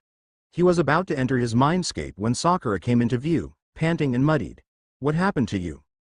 I moved Sasuke to a place not so open and I came back to get you. Seeing as how you're awake, I won't have to move you. Thanks. What happened after I was knocked out? That man did something to Sasuke. It looked like he bit Sasuke, and now there's this weird mark on Sasuke's shoulder. He left after that. When we get out of here, we have to get someone to take a look at it. Who knows what it is? By the way, did you happen to hear what he used on me? No, but I remember seeing purple flames on the tips of his fingers. So we need to get back to Sasuke. Lead the way. She nodded and started back the way she came. By the time they reached the tree where Sasuke was hidden, the sun was setting. Sakura, get some rest, you earned it. I'll keep watch and set up some defenses tonight. With any luck, he'll be up by tomorrow. If not, we'll have to stay here until he wakes up. Why can't we carry him? We could, but if we did, we would be easy targets. I normally would make some shadow clones to help, but whatever that guy hit me with is messing with my chakra control and I don't have the time to try and get it back to normal right now. I can probably make half the amount I would normally with the same amount of chakra. We have 4 days left to find the Earth Scroll and get to the tower. Even with my clones, we wouldn't be able to do both while carrying Sasuke. But if we don't move, we won't be able to anyway. If we wait, we'll have to do both in 3 days or less. I'm going to try and find the other scroll tomorrow afternoon, after I get some sleep. My chakra control may be on the fritz, but my physical strength is fine. Sakura, could you do something for me? What? He put up a quick hinge and pulled his arms from under his cloak. Since my control sucks, I need you to push some chakra into both of these and the one on my legs. Aren't these whites? Yeah, from what I was told, pushing chakra into them makes them weigh more, but they don't absorb the chakra, so you'll still have it. The reason I'm asking is because once they increase in weight, you can't lower it, so if I were to do it, chances are that I would put way too much in and have to more or less crawl to the tower. So, will you do it? I don't see why not. Lay down and keep your arms out. He did as he was told and she started, doubling the weight on each limb. That good? Yeah, thanks Sakura. Get some rest, you'll need it tomorrow whether we move or not. He slowly got up and moved out from under the tree's roots. He started laying traps around the clearing. Most were well hidden, but one he made it so obvious it was painful for him. Its saving grace was that it was only a trigger for the most painful and possibly cruelest trap he made. I have to tell Sakura to scare off any animals that try to walk over it. Wouldn't want it to go off prematurely. A sadistic gleam appeared in his eye. Naruto walked back under the roots, moving slowly still. A smile appeared on his face when he saw Sakura laying next to Sasuke. A smile on her face and his arm around her, put there by her obviously as her hand was around his wrist. He walked over and moved her hand onto Sasuke's chest, but left Sasuke's arm where she put it. Smiling evilly, he rummaged through his pockets. He was whispering to himself. I knew it was a good idea to bring it, but where did I put it? Ah, there it is. He pulled his arms out again and had a camera in his hands. Chuckling, he raised the camera and took a picture of the two. How embarrassed they'll be when everyone sees this. The fangirls are going to be pissed. Kakashi is going to love this. And Sakura will probably had it blown up and hanging in her room. He put the camera back and sat down. He made a cross using his index and middle fingers. Kage Bunshin no Jutsu. 5 clones popped into existence. Spread out and keep watch. I have to check something. The clones nodded and ran off. He closed his eyes and entered his mindscape, moving quickly through the sewer. He found Kyuubi's cell. The sight shocked him. Instead of the normal bars, the spot where Naruto knew Kyuubi was sealed, there was a brick wall jutting out of the wall. The bastard ate up my chakra control and cut me off from Kyuubi. I'm going to rip the Earth's throat out. He walked up to the wall and placed a hand on it. It glowed blue for a second. Kyuubi, if you can hear me, I will find a way to get rid of this damn thing. The wall glowed red and a weak voice came from behind it. He called it Gogyo Fuin Kit. It's another seal. Your control is ed up because he placed an odd-numbered 1 on top of an even. He must have known about me to hit the seal so accurately. He is one of the Sanin. He became a missing nin shortly after Yandaime took over, probably left to someone who reported to him. I would think it was Anko, but from what I heard, if you even mention his name around her, she flips out and tries to kill you. On a happier note, my teammates are sleeping together, nothing romantic, but in each other's arms, only slightly helped. I just moved Sakura's arm to his chest, other than that it was her. He heard a weak laugh. I hope you remembered the camera. Damn right I did. I plan to make copies to hand out, and when I alter the seal, it's going on the wall, just so you have something laugh at besides me. Thanks for the thought, but if you do, make sure you can take it down. Sooner or later, it won't be as funny. Sorry to cut this short, Kyuubi, but I'm supposed to be on guard duty. I promise though, I will find a way to get rid of this wall. I know you will. With that, Naruto returned to the conscious world. His clones were still there, moving around the clearing, keeping watch while avoiding the traps. He made a hand sign and they disappeared with another pop. Naruto woke Sakura shortly after sunrise and told her of the traps he placed. Above all else, he impressed how important the one in front of the tree was to not be set off by anything but an enemy. He didn't tell her what it did, but she said she understood and didn't ask. She woke him up at 10, like he asked her to, and told him to be careful. Around noon, he came across a clearing that was almost completely covered in blood. The smell more than the sight caused Naruto to puke. Pinching his nose, he dropped into the clearing and looked for any clues as to what happened. Near the edge of the blood, he found a bare spot, like something had intercepted it, something that was no longer there. In that spot, he found that the ground was lightly covered in grains of sand. Gaara and his team were the only Suna ninja to pass the first test. Question is, did they kill another team or were they the ones killed? I guess I'll find out later. He jumped into the trees and started off again. Not even 10 minutes later, he stopped by a steam to drink. As soon as he landed, something rustled behind him. Quickly pulling out a kunai, he turned towards the noise. Out of the forest came Kiba with a shaking Akamaru in his coat. He spotted Naruto and went into a defense position. What are you doing here, and where's your team? We split up to find the other scroll, and I was trying to get a drink when you came up behind me. He put the kunai away and went over to the stream. He got down on one knee and drank the water from his cupped hands. Kiba, a bit of advice, don't head directly towards the tower. There's a clearing where a slaughter occurred. The Suna team was involved. I know, my team saw the whole thing. That redhead is insane. After he killed those AIM ninja, it looked like he was going to turn on his own team. He didn't even know what scroll the AIM team had, he just wanted to kill them. They did have the scroll he needed. His team passed yesterday. Akamaru hasn't stopped shaking from the power he sensed from this guy. You should stay clear of him. I keep that in mind. Try not to get killed, Kiba. Naruto waved and jumped back into the trees and sped off downstream. He soon became surrounded by the Kiri ninja that had attacked him the day before and his team. Brought friends this time, huh? Well, at least I know one of you has the scroll. You wouldn't just leave it somewhere someone could find it. He took Itu Kabao off his back and flicked the clasp, causing the straps and cloth to fall to the ground. The three mist ninja used the water from the stream to make Mizu Bunshin to completely surround Naruto, said Blonde just smirked. Grabbing the end of the rope, Naruto started spinning. The sword's reach still couldn't touch the enemies, who were laughing. You won't be able to keep that up for long, and it was a waste. You can't even touch us. Just as he finished speaking, the sound of water splashing to the ground was heard as the clones across from him were destroyed. He must have moved, he still can't hit them all. He was proven wrong as one of the real ninja was hit, sending him into a tree and knocking him out. The other two jumped back as the sword passed through the remaining clones. Slowly the spinning stopped, leaving a dizzy Naruto stand with his sword stabbed into the ground to balance himself. The two mist ninja used this opening and charged forward, a kunai in each hand. Naruto made a quick seal and 5 Bunshin appeared between him and them. The clones didn't last long, but long enough for Naruto to recover. Gripping the large sword in both hands, Naruto charged towards the one who attacked him. He swung over his head, but was blocked by the two kunai. The second ninja came up from the side and attempted to stab Naruto, but was hit in the gut by Naruto's knee. The blocking ninja used this to his advantage and pushed Naruto's blow towards his teammate, causing Naruto to become unbalanced and nearly fall onto the waiting kunai. Luckily for him, he had kneed the ninja hard enough that the kunai fell from his hands, so instead he just fell onto the ninja, both falling to the ground. Naruto rolled to the side, as the last missed ninja standing drove a kunai down towards him. Naruto brought up his sword and used the broadside to stop the kunai.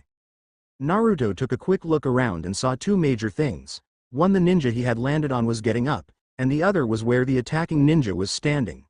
He smirked and swiftly lifted his leg, kicking the offending ninja in the groin.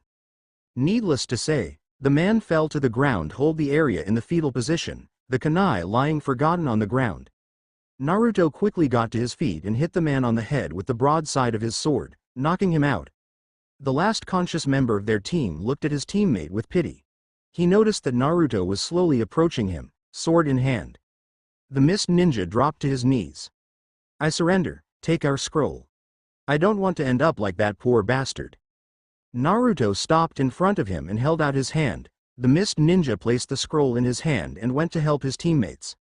Naruto looked at the scroll and sighed. "Another heaven scroll. Oh well, I should probably head back now." He turned to go when he felt the earth tremble. He smiled and sped off. Sakura kept watch from under the roots of the trees for hours and checked on Sasuke when she got the chance. Right now wasn't one of those times. She heard something moving in the forest. When a squirrel ran out, she was relieved until it headed for the only trap Naruto wouldn't tell her about. She threw a kunai and scared the squirrel back into the forest, unaware of the 6 people watching. 3 were battered and burnt, watching from behind a fallen tree. "This is so troublesome. Why are we going after Sakura's team? Sasuke and Naruto can easily beat us." "Shikamaru's right, Ino. We'd have better luck fighting Kiba's group. I thought you were supposed to be the smart one, you lazy bastard. Look, Sasuke's out and Naruto isn't even here. The 3 of us can take down Forehead Girl, and we already saw that she has the scroll and it's the one we need. It's an easy win for us." As they were arguing, the 3 sound ninjas stepped into the clearing. "What did I tell you, Kin? Those other traps couldn't have possibly been made by this group. Those were complex and well hidden. He pointed at the ground. "This is pathetic." The man wrapped up like a mummy stepped forward. "Girl, we came for Sasuke. Wake him up and we might let you live." "You're not getting Sasuke." The mummy man laughed and stepped forward. "Your trap is easily seen. This soil is upturned and there is no grass growing on it." He stuck his hand into the soil and was poked by something sharp. His visible eye widened, and as he pulled his arm out, there was a muffled explosion and the earth shook from the explosion and the hundreds of kunai that shot from the ground, going in every direction except towards Sakura and Sasuke. The 3 sound ninja were turned into nothing less than pincushions, while Ino team was only saved because they ducked behind the fallen tree. Sakura was in shock as the 3 ninja fell to the ground. What the hell is wrong with Naruto? Behind the fallen tree, Shikamaru was as close to pissed as he could get. "You still think it's a good idea to fight?" "Shut it, Shikamaru. Let's go. There's can't possibly be any more traps, or that would have set them off. If you're so sure, you won't mind going first." "Why me? You're a man, aren't you?" "Yeah, but I'm not suicidal. Better to live as a coward than die as a fool." Naruto moved through the trees over them and stopped just above them. "Poor bastards. Shouldn't judge everything but how they look." He looked down to see them staring up. "Did you get here before or after the trap went off?" He studied them closely. "By your expression, I'd say before. Come on, I'll tell you if there are any traps. I'm sure Ino wants to go see Sasuke." They followed Naruto to the tree roots. Once there, he stepped aside and they rushed in, but he wasn't able to sidestep the punch Sakura sent towards him. He went crashing to the ground. "What the hell is wrong with you? That trap was barbaric at best." "It worked, didn't it?" "I didn't mean it was crude. I meant it was inhuman. It was designed to kill everything around." "Not everything. None came this way, did they? Besides, I took into account clones, and I don't think you'd be complaining if it were that snake freak who attacked us yesterday." He stood up and turned his back on them. "I'm going to see what scroll they have." He searched the bodies and found the earth scroll in a pouch on the mummy man that was on the back of his pants, so it wasn't pierced but any kunai. He came back and looked at Ino's team.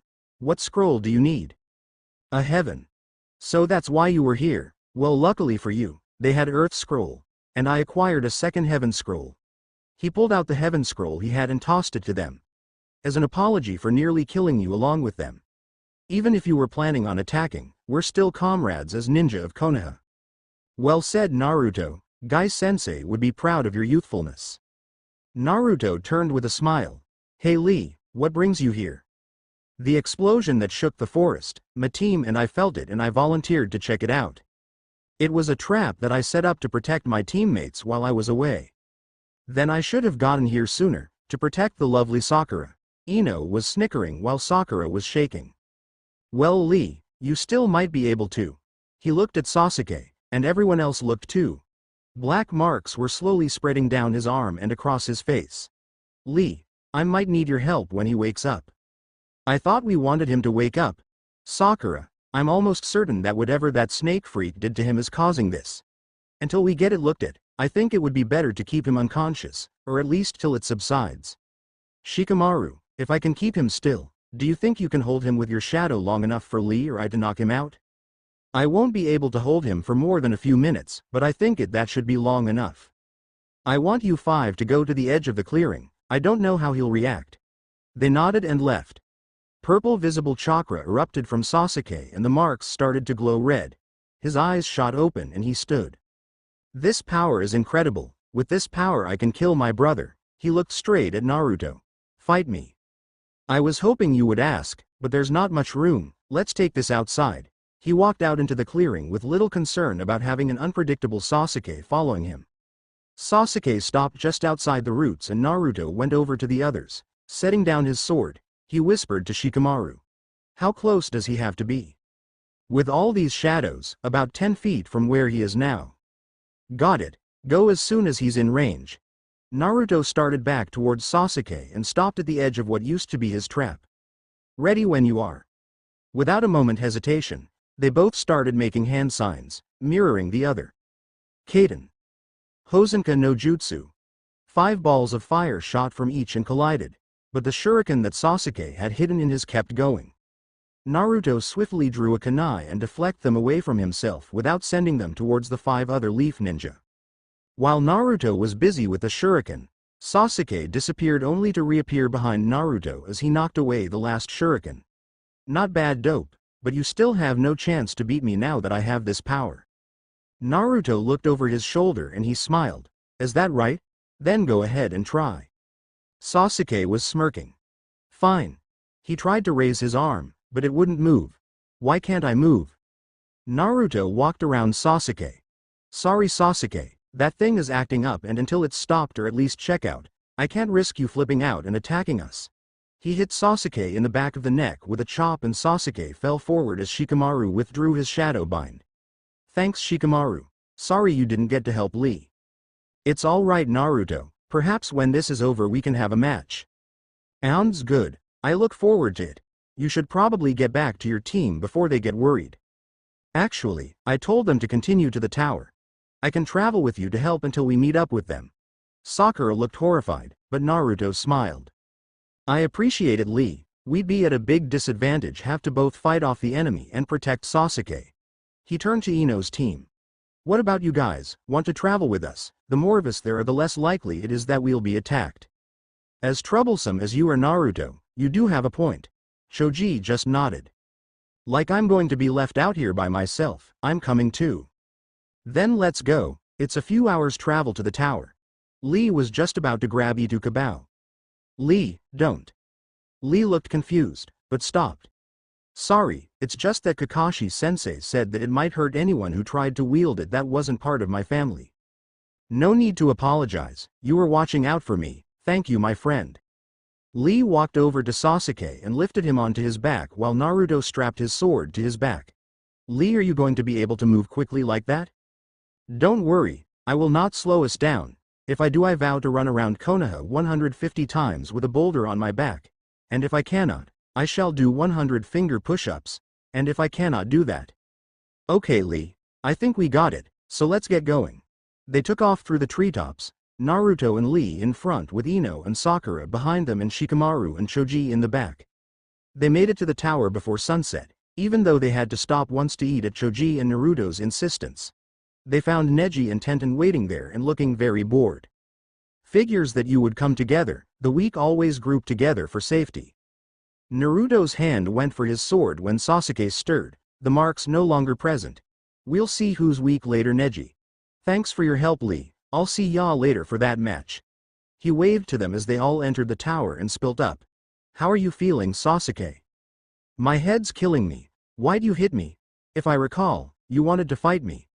The reason I had Shikamaru interfere is because you weren't yourself. Whatever that snake freak did to you, it was affecting you, so we had to take precautions. We have 3 days until this test is over, and we have to get it checked out. At least put me down. Fine, but if you attack again, I'm knocking your ass out again. Naruto stopped and let Sasuke get off his back before they kept walking. Other than the 2 teams that we just left, I know Gaara's team passed, but like I said, there are still 3 days before it's over. How do you know? I ran into Kiba, who saw Gaara's team get their second scroll. Kiba says Gaara's insane, and I have to agree. After seeing the sight of his slaughter, almost every inch of the clearing was covered in blood.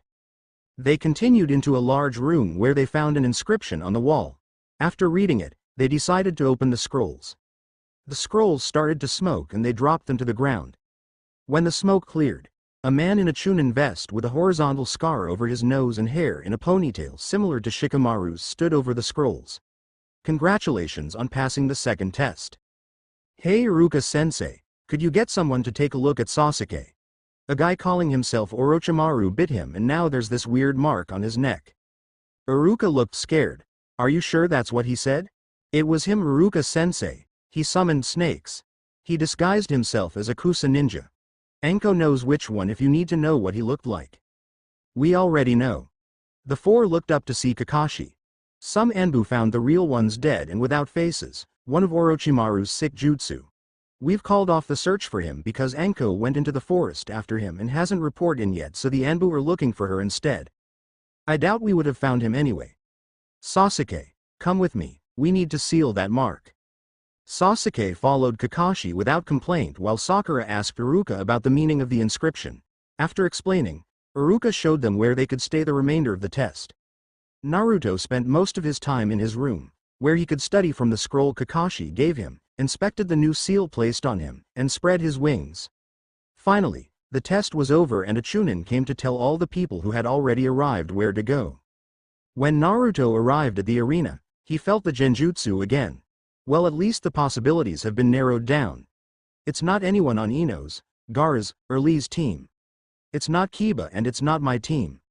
Only 6 teams out of the possible 13 passed and they all stood there while the Hokage told them the true meaning behind the Chunin exam. At this point, a sick-looking Jonin came out. I'm Hayate Gecko, cough, and I'm the proctor. We'll be having a preliminary since there are so many of you, cough, the rules are anything goes. The match is over when a combatant is unconscious, dead, surrenders, or when the Hokage or I say so. He pointed at a large screen on the wall. That, cough, will choose who fights who at random, but each will only fight once today. Before we begin, cough, are there any individuals who would like to quit? Know that if one person leaves their teammates can continue. No one did. All right. The names on the board started to flash at high speeds, the first landing on Sasuke and the second on one of Kabuto's teammates. I can't remember his name. Everyone who's not fighting, please proceed to the balconies. As the genin and their instructors moved, Kakashi walked near Sasuke and spoke quietly, but Naruto still heard him. Remember, the seal works with your will to suppress the cursed seal. If it acts up, I will stop the fight. Naruto kept walking like he hadn't heard anything at all. Kakashi was just behind him as they walked to where Sakura was waiting. When the fight started, Sasuke charged in and aimed a kick to the older man's chest, but a glowing hand caught it. Sasuke started feeling weaker and broke away. What the hell was that? You're supposed to be the genius, why don't you tell me? Sasuke gritted his teeth and started making hand signs. Kaden. Gokakyu no Jutsu. A large fireball shot out of Sasuke's mouth. His opponent dodged to the left, only to be kicked by Sasuke in the chin, sending him into the air. Naruto gripped the railing tightly. That bastard, I can't believe he would stoop so low as to copy the technique of another leaf ninja. Sasuke appeared behind his opponent and attempted to kick him on the left side, but was blocked. Spinning, he kicked the right side and punched on the left. He rolled to the left and kicked him hard in the stomach, sent the man smashing into the ground. Sasuke landed slightly softer, but it took a moment for him to stand back up. Winner: Sasuke Uchiha. Everyone's attention went back to the board as the medics carried Sasuke's opponent off on a stretcher. The names landed on Tenten and Temari, and didn't last long. It went just like it did in the anime. The next match was Neji and Hinata. Neji proved just how big of an ass he was by berating and mocking Hinata. She had almost given in when Naruto spoke up. "Hinata, fate is bullshit. Kick his ass." She smiled at him as she activated her Byakugan and got into the Juken stance. "Very well, I'll show you it is meaningless to go against fate." Neji also activated the Hyuga bloodline limit and got into the Juken stance. They both rushed forward, going for open palm strikes, but never landing any hits. When asked, the Jonin explained the force behind the Juken style. To the observers, it all looked like an elegant dance, but a few people weren't paying attention only to their movement. One such person was the whiskered blonde. He had noticed that every time Neji's blow came near her, the genjutsu would weave her. It's her, she's the one using the genjutsu, and the way they're moving, it's the same as the girl. His eyes widened in realization. Hinata is the girl I saw, she has the genjutsu up to hide her wings. It all makes sense, she was one of the only ones around when I first felt it, and her sensei is the genjutsu mistress, so it makes sense why it's so strong. He felt like kicking himself, but seeing Neji land a direct blow to Hinata's chest, right over her left lung, drove those thoughts out and replaced them with anger. Neji turned around and started walking away, but when Hayate didn't call the match he turned back to see Hinata back on her feet. "You should accept your fate and give up." Hinata didn't answer, she just got back into the Juken stance. "Fine, I end this now." Everyone in the room felt the energy he built up for the blow, but before the Jonin could intervene, Neji had reached Hinata and pushed his palm forward. His smirk was replaced with a scowl when she was clouded in smoke and Naruto stood there, Neji's palm on his chest over his heart. Blood leaked from the corners of his mouth, but he didn't move an inch. "You are a worthless piece of shit. You sink so low as to try and kill a member of your own family. You claim she is weak, but she is strong in a way you will never be." Naruto stepped back and walked back up to the balcony where Hinata was now lying. I'm sorry Naruto, I wasn't able to do it." He smiled and crouched down by her side. "You did your best and that's good enough for me. Just promise me that you won't let him get to you and you'll keep trying to get stronger." She nodded and smiled. "Good, now let's get a medic to make sure none of the damage is life-threatening." He picked her up and walked over to the medics, who fixed her up by the time the match between Ino and Sakura was over. It too ended like that in the anime. Naruto sat beside Hinata while watching Shino use his bugs to eat all of Kabuto's chakra, causing Kabuto to pass out. The screen started to run through names again and landed on Kiba and Gaara. Gaara transported into the area in a swirl of sand. Kiba clenched his hand around the railing and gritted his teeth. "Proctor, I forfeit, there's on way I'm fighting him." The Konoha ninja that knew him well looked surprised except for his team and Team 7. Gaara even looked disappointed, but went back to where his team was standing. The screen started again and it shows Choji and Kabuto's other teammate. The way the man stretched didn't save him from Choji's meat tank and it ended with him stuck between the wall and Choji's technique. After this match was Shikamaru vs Kankuro. This match was over very quickly, as Shikamaru used his shadow possession no jutsu and made him take the puppet off his back and hit himself on the head with it. They both fell and the puppet turned out to be Kankuro, but it was still the end of the match as he too was hit on the head. Temari was laugh along with Naruto and Kiba. Most of the others were chuckling or just smiling. Last match is Naruto Uzumaki and Rock Lee. Naruto turned to Hinata. "Looks like it's my turn, could I get you to do few things for me?" What? First, wish me luck. Second, could you use the same genjutsu on me? And third, watch my cloak for me please. She looked slightly concerned, but she nodded and started making hand signs. She nodded when she was done and he took off his cloak. Instead of the black t-shirt he used, he was in a black body-hugging muscle shirt. She blushed when he handed her his cloak. "Gee. Good luck Naruto." "Thanks Angel." He smiled as she blushed a darker color and jumped into the arena where Lee was waiting, a smile on his face. Looks like we get to have our match sooner than we thought. Yes, let it be memorable and youthful. Naruto unclasped the cloth on his sword and threw it. It stuck into the wall and he stuffed the cloth and straps into his pants pocket. Ready when you are, Lee. They rushed forward, engaging in taijutsu, blocking almost every blow, but Lee, being more experienced, landed a hard blow that sent Naruto skidding backwards.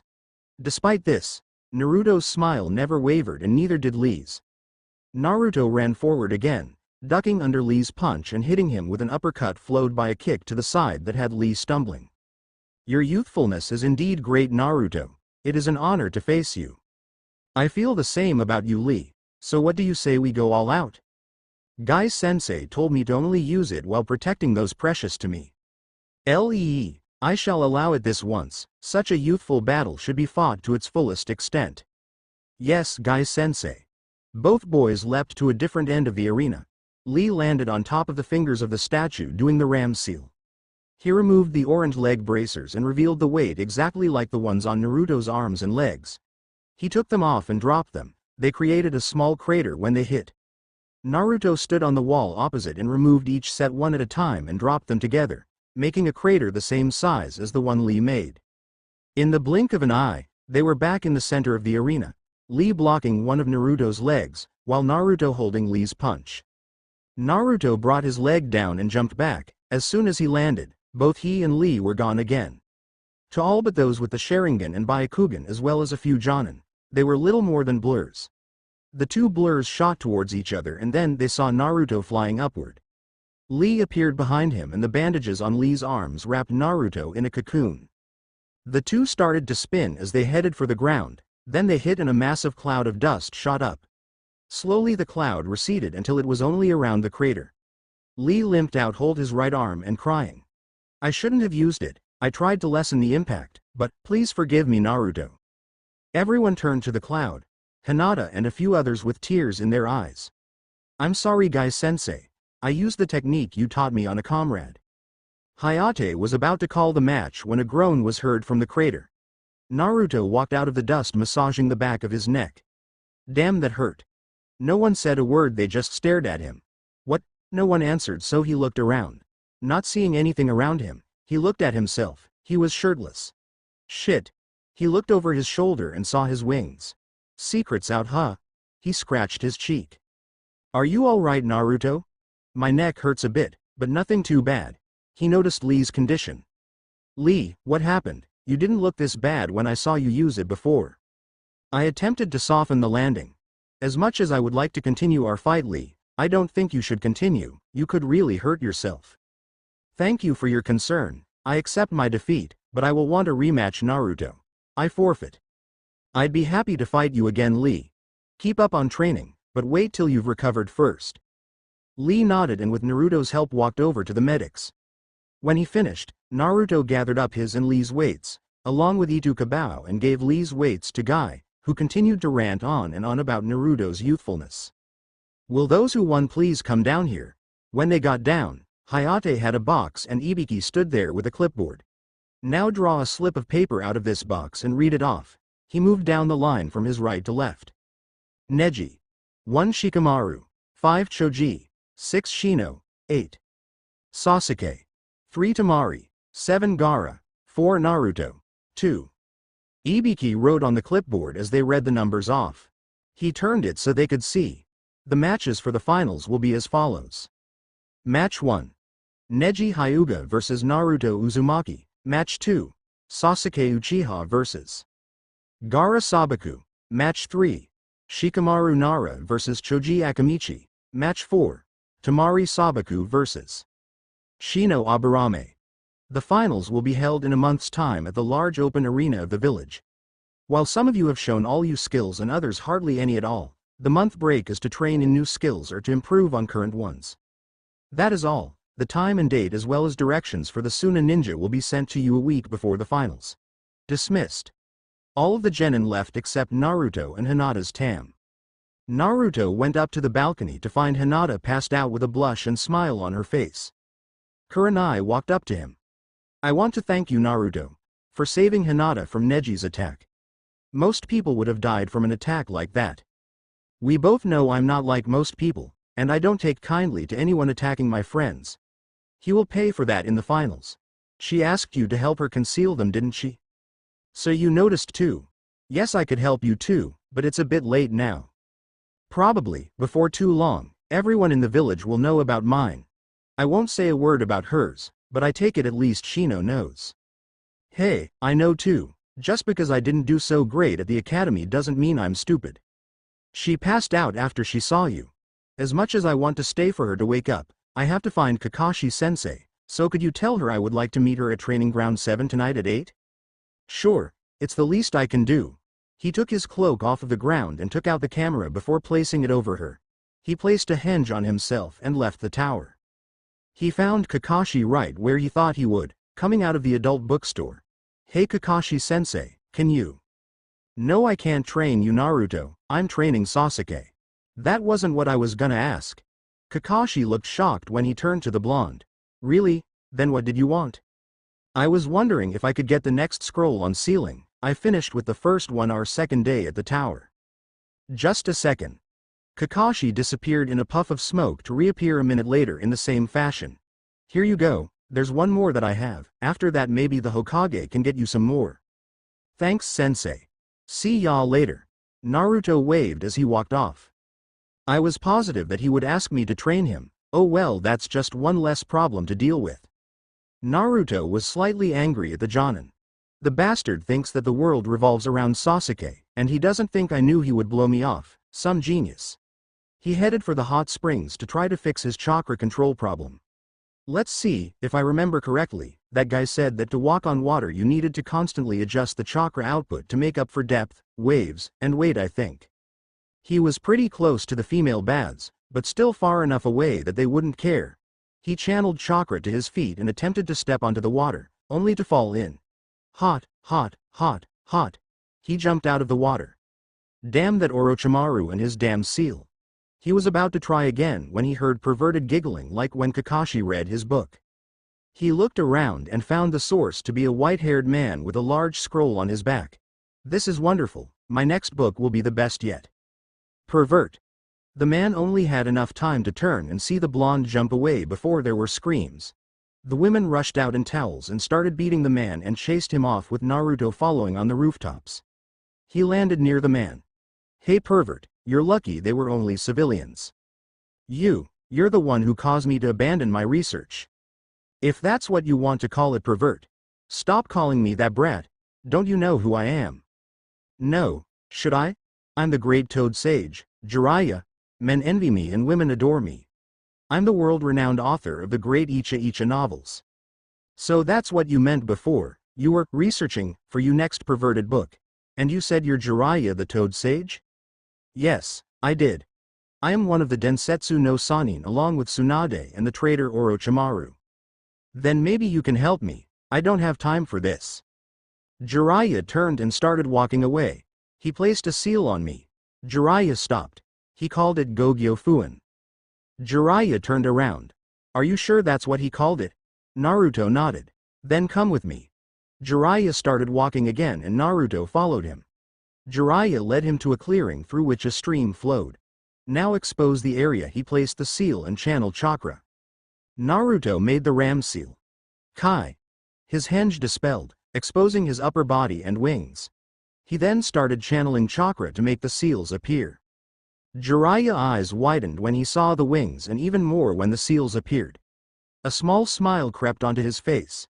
He looks so much like him. Okay brat, I can get rid of it, but it could hurt for a bit.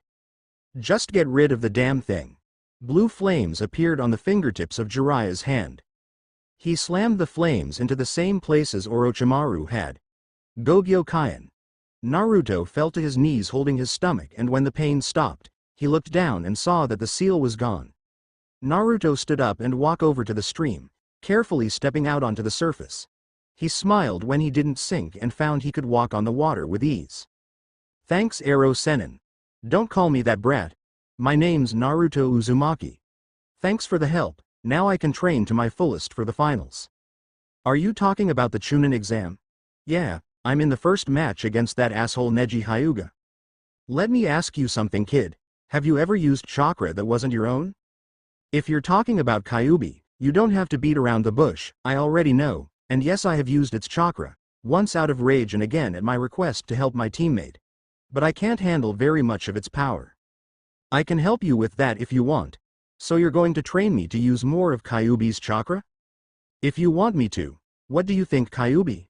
I say go for it, kid. In order to summon me, you'll need at least some of my chakra. It's good to have you back, Kyuubi. Good to be back, kid. Alright. When and where? Meet me at the memorial near Training Ground 7 at 8 tomorrow. Okay. See you then. Naruto put the henge back up and walked away, unaware that Jiraiya was on longer there. Sarutobi looked at his student over a pile of papers. To what do I owe your visit, Jiraiya? Naruto Uzumaki. What about Naruto? Orochimaru placed a 5-pronged seal on him. You know what would have happened had I not removed it? Yes, it would have backed up the Kyuubi's chakra until it ripped him apart from the inside. No one told me about the seal or I would have removed it myself, so thank you, Jiraiya, but that's not the reason you're here. If that was it, you wouldn't have come here, so what is it? I'm going to train him, at least until the finals. I thought you would like to know and I wanted to ask about his wings. You know as much on that subject as I do. He only revealed them today by accident. There is one thing I think will interest you. He's learning the basics of sealing from scroll Kakashi is giving him. Maybe you can help him in that aspect. You sure know how to milk a guy for all he's worth, sensei. I'll consider it. Hinata sat against the middle post at Training Ground 7, Naruto's cloak hanging from it. When her sensei had told her of the requested meeting, she went immediately, even though she had almost a 2-hour wait before he said he was going to show up. It was 7:15 now and she had stopped wondering what he wanted to talk about half an hour ago. Instead her mind turned to remembering how he looked without his cloak. Needless to say, her blush put roses to shame. As time ticked by, these thoughts gradually progressed. His chest and arms are so toned, but not bulky. What I wouldn't give to just be held by those strong arms, and rest my head on his shoulder. I can only imagine what the rest of him looks like with all the training it would have taken to look like that. Then again, I could always take a peek. A small trickle of bleed came from her nose, which she quickly whipped away. No, Hinata. Bad thoughts. I can't do that to him, no matter how badly I want to. He wouldn't want me to and it could ruin my chances with him. Try as she might though, she couldn't get the image out of her head, even when the real thing came walking up to her. I was tied to that post a few months ago. His voice shook her out of her thoughts. We were all supposed to be, but I got caught trying to steal food from the lunches Kakashi-sensei brought. Hinata giggled at this and he smiled. You're actually earlier than I expected. Not that I mind though, it's a nice change of pace from the constantly late sensei of mine. He sat against the same post, just to her right. Why, you said you wanted to talk about something Naruto? Yeah, but before that, could you look and see if anyone's around? What I have to say is really important and I don't want too many people to know. She nodded and activated her Byakugan. Seeing no one, she turned it off and shook her head slightly. Thanks. First thing first, I was wondering if you had a top on?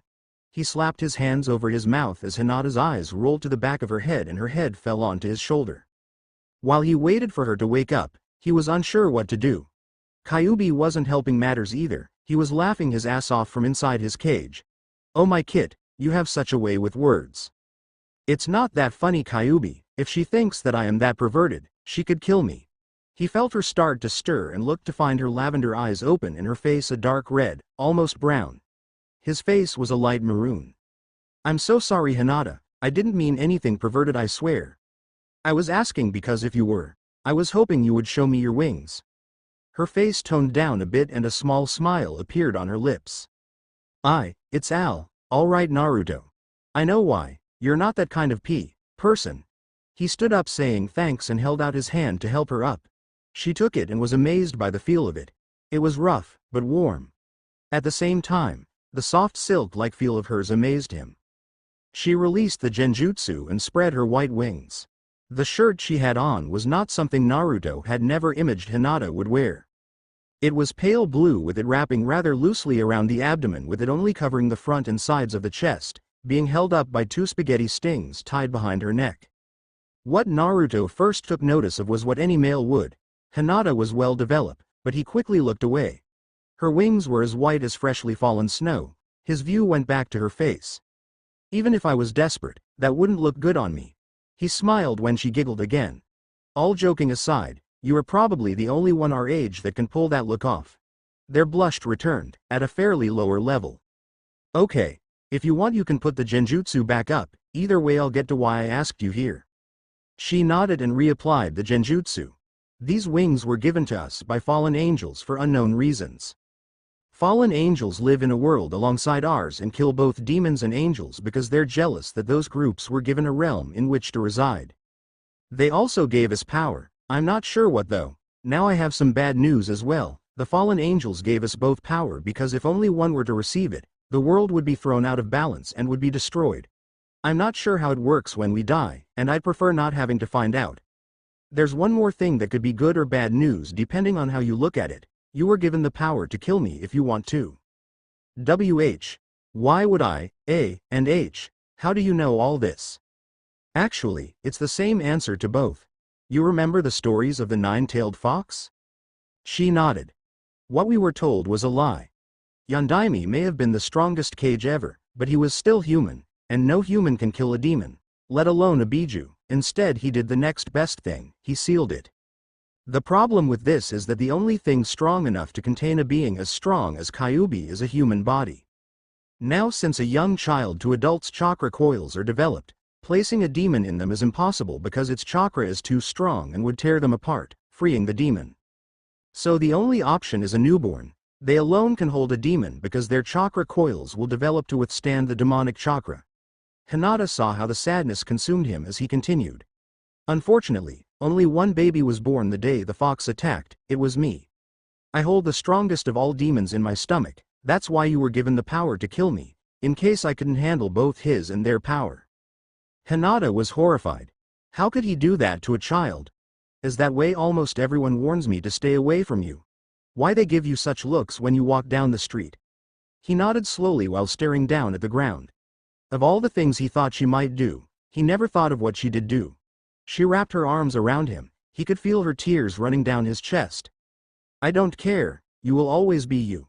I promise. You won't have to face this alone anymore. He wrapped his arms around her as well. Hinata, thank you. They stayed like this for a few moments when Naruto grinned.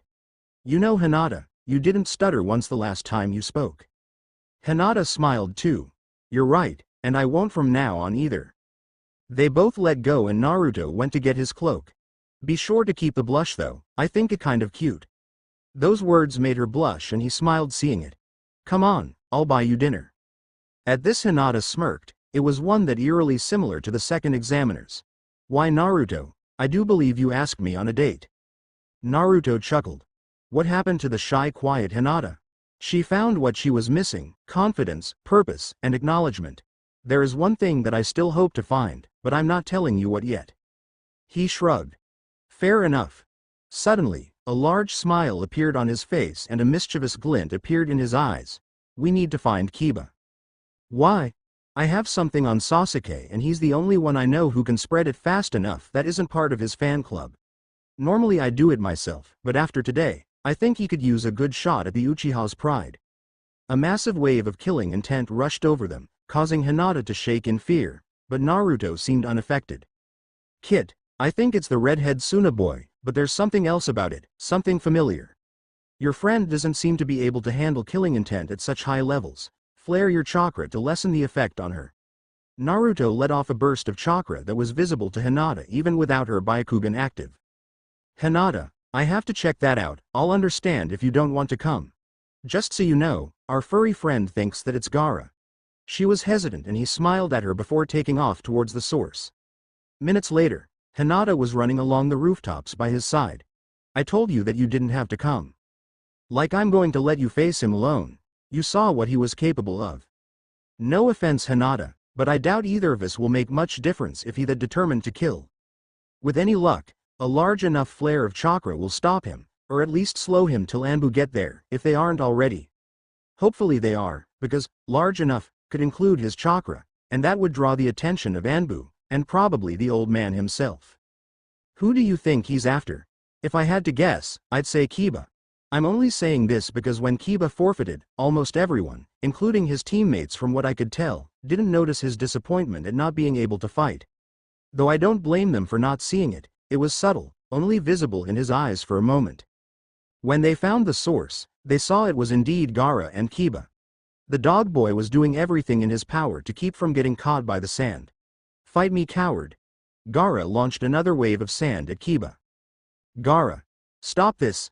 Naruto flared a large amount of chakra, the only reaction being the redhead looking in his direction. This doesn't concern you, Uzumaki. If you get in my way, I will kill you. Just because you weren't able to fight earlier doesn't give you the right to kill him. If you don't stop, I'll make you. You believe you can? You know my power, but I have a real demon inside of me. Because of this, I love only myself, and that makes me strong. You who fight for others can never beat me. So that he holds a demon as well. Gaara, you think you are the only one to know of loneliness, of the darkness?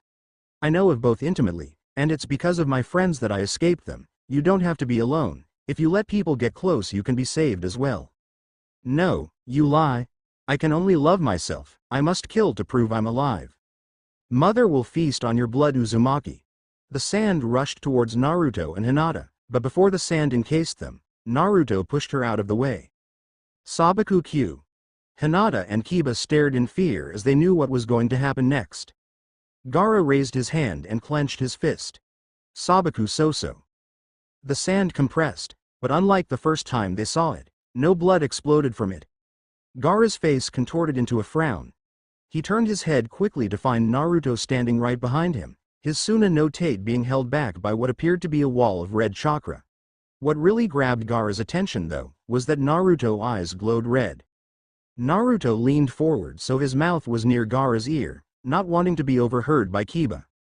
By your control over sand, I would say you contain Shukaku. He is also the most likely choice since you're from Suna, but know this, Kyuubi and I do not take threats lightly. Gaara's eyes widened as he heard Shukaku whimper and felt something he hadn't in years, fear. Leave now. I would prefer not to have to kill you. It would be such a waste to kill such a worthy opponent. Gaara just nodded and disappeared in a swirl of sand. The chakra vanished and his eyes bled back to their normal blue. You guys all right? Kiba stared at Naruto in shock. How did you do that? Do what? Get him to leave or survive that attack? Both. First, that was a cage bunshin. Hinata came with it, and I was following behind. As for getting him to leave, it's quite simple. He probably thought that it was actually me, and when he saw that I was alive, he got scared. Kiba shook his head while he smiled. Sometimes I forget why you're such a great prankster. Naruto smiled too. Thank you, but that wasn't nearly as good as what I have in store for my next trick. For it though, I need your help, Kiba. You in? That depends. Who's in against, and what do you need my help for? To answer both, take a look at this. He pulls a picture from his pants pocket and hands it to the dog boy. Said boy looks at it and starts to laugh hysterically. Hinata's curiosity getting the better of her takes a look and then looks at Naruto. Did you hinge cage bunshin to take this? Naruto shook his head. If I did, I would have put them in more suggestive positions. I took that of them in the forest of death. Kiba, what I need you to do is spread it. You are the only one I know who can fast enough. That's not in his fan club. So, will you do it? Hell yeah, not only did you just save my ass, but this has got to be the best bit of blackmail ever, and against Sasuke no less. It's priceless. Please tell me you made more than this one. Of course, can't spread it if there aren't copies. He pulled out 2 scrolls. There are about 100 in each, just channel some chakra into them and they'll come out. How long do you think it will take to get that to every corner of Konoha? End of tomorrow tops. Naruto smirked evilly. Actually, Kiba, hold off on distributing them until just before the finals. It won't do to have the intended target not see one. Any earlier and the fangirls will have all but one burned. That one will be hanging in Sakura's room, and she won't let anyone see it. Deal. So where were you going before you came here? We were looking for you, and then going to go get dinner. You're welcome to join us if Naruto doesn't mind. Kiba looked at her shocked before turning to Naruto. Naruto, did you make a clone look like Hinata? Naruto shook his head and Kiba looked back towards Hinata. Then something isn't right here. She barely ever talks without a stutter and can barely go a few minutes with you without fainting. The blush is there though, And she smells like Hinata. He took on a thoughtful expression before smirking and looking back at Naruto. Does this mean she finally told you? Hinata's blush increased. She didn't say it, but what she did say and do was enough for me to know. I don't understand how you didn't before, I swear everyone but you knew. Alright boys, if we're going to get something to eat, I suggested we do so, my father will get upset if I late getting home. The evening was consisted of ramen and being embarrassed by Ayame while Kiba laughed, and found Naruto walking Hinata home after saying farewell to Kiba. Naruto, I want to thank you for saving me earlier. Neji isn't really that bad, he's just suffered so much in his life because of the main house. I know you're facing him in the next round, please don't hurt him too badly. He doesn't deserve pity after trying to kill you, his own cousin, yet you give it to him. I don't care what anyone says Hinata, you are the strongest person I know. I promise I won't hurt him badly, but he will pay for what he did, all I want to know is why. Her expression saddened. Every branch house member has a seal placed on them at a young age to prevent the Byakugan from falling into enemy hands should the person die or heaven forbid their eyes be removed while alive, but that's not all it does. The main house members are taught a set of hand signs that when used will torture a branch house member by killing brain cells, if used too long the person will die. Because of this seal, our family is divided and the branch houses are slaves in all but name. If I can get strong enough, I'll take over as the clan head and I can get rid of the seal, but even if I do, there's a chance that my younger sister will be branded before I can. I would rather be branded myself than have her suffer the sealing. You said every person in the branch houses has one, so why is only Neji taking action? He had an opportunity to do so without consequence because of the setting and that I willing participated. But also because his father died because of me. Naruto looked at her urging her to continue. When I was younger, a group of Kumo ninja came to sign a peace treaty, but that was just a front, their real objective was to capture a main house member, they came after me. Just before they escaped, my father killed them and because of it, Kumo claimed they had no knowledge of this and threatened war if my father wasn't turned over to them. The Hyuga Council and Village Council decided that it couldn't afford to lose the clan head, so they had my father's twin brother, Neji's father, killed and sent his body to Kumo. They could not tell the difference because the seal disappears after death and without it, they were identical. Neji has a deep-rooted hatred of me because I'm the reason his father was taken from him. You shouldn't blame yourself Hinata, you had no control over the situation.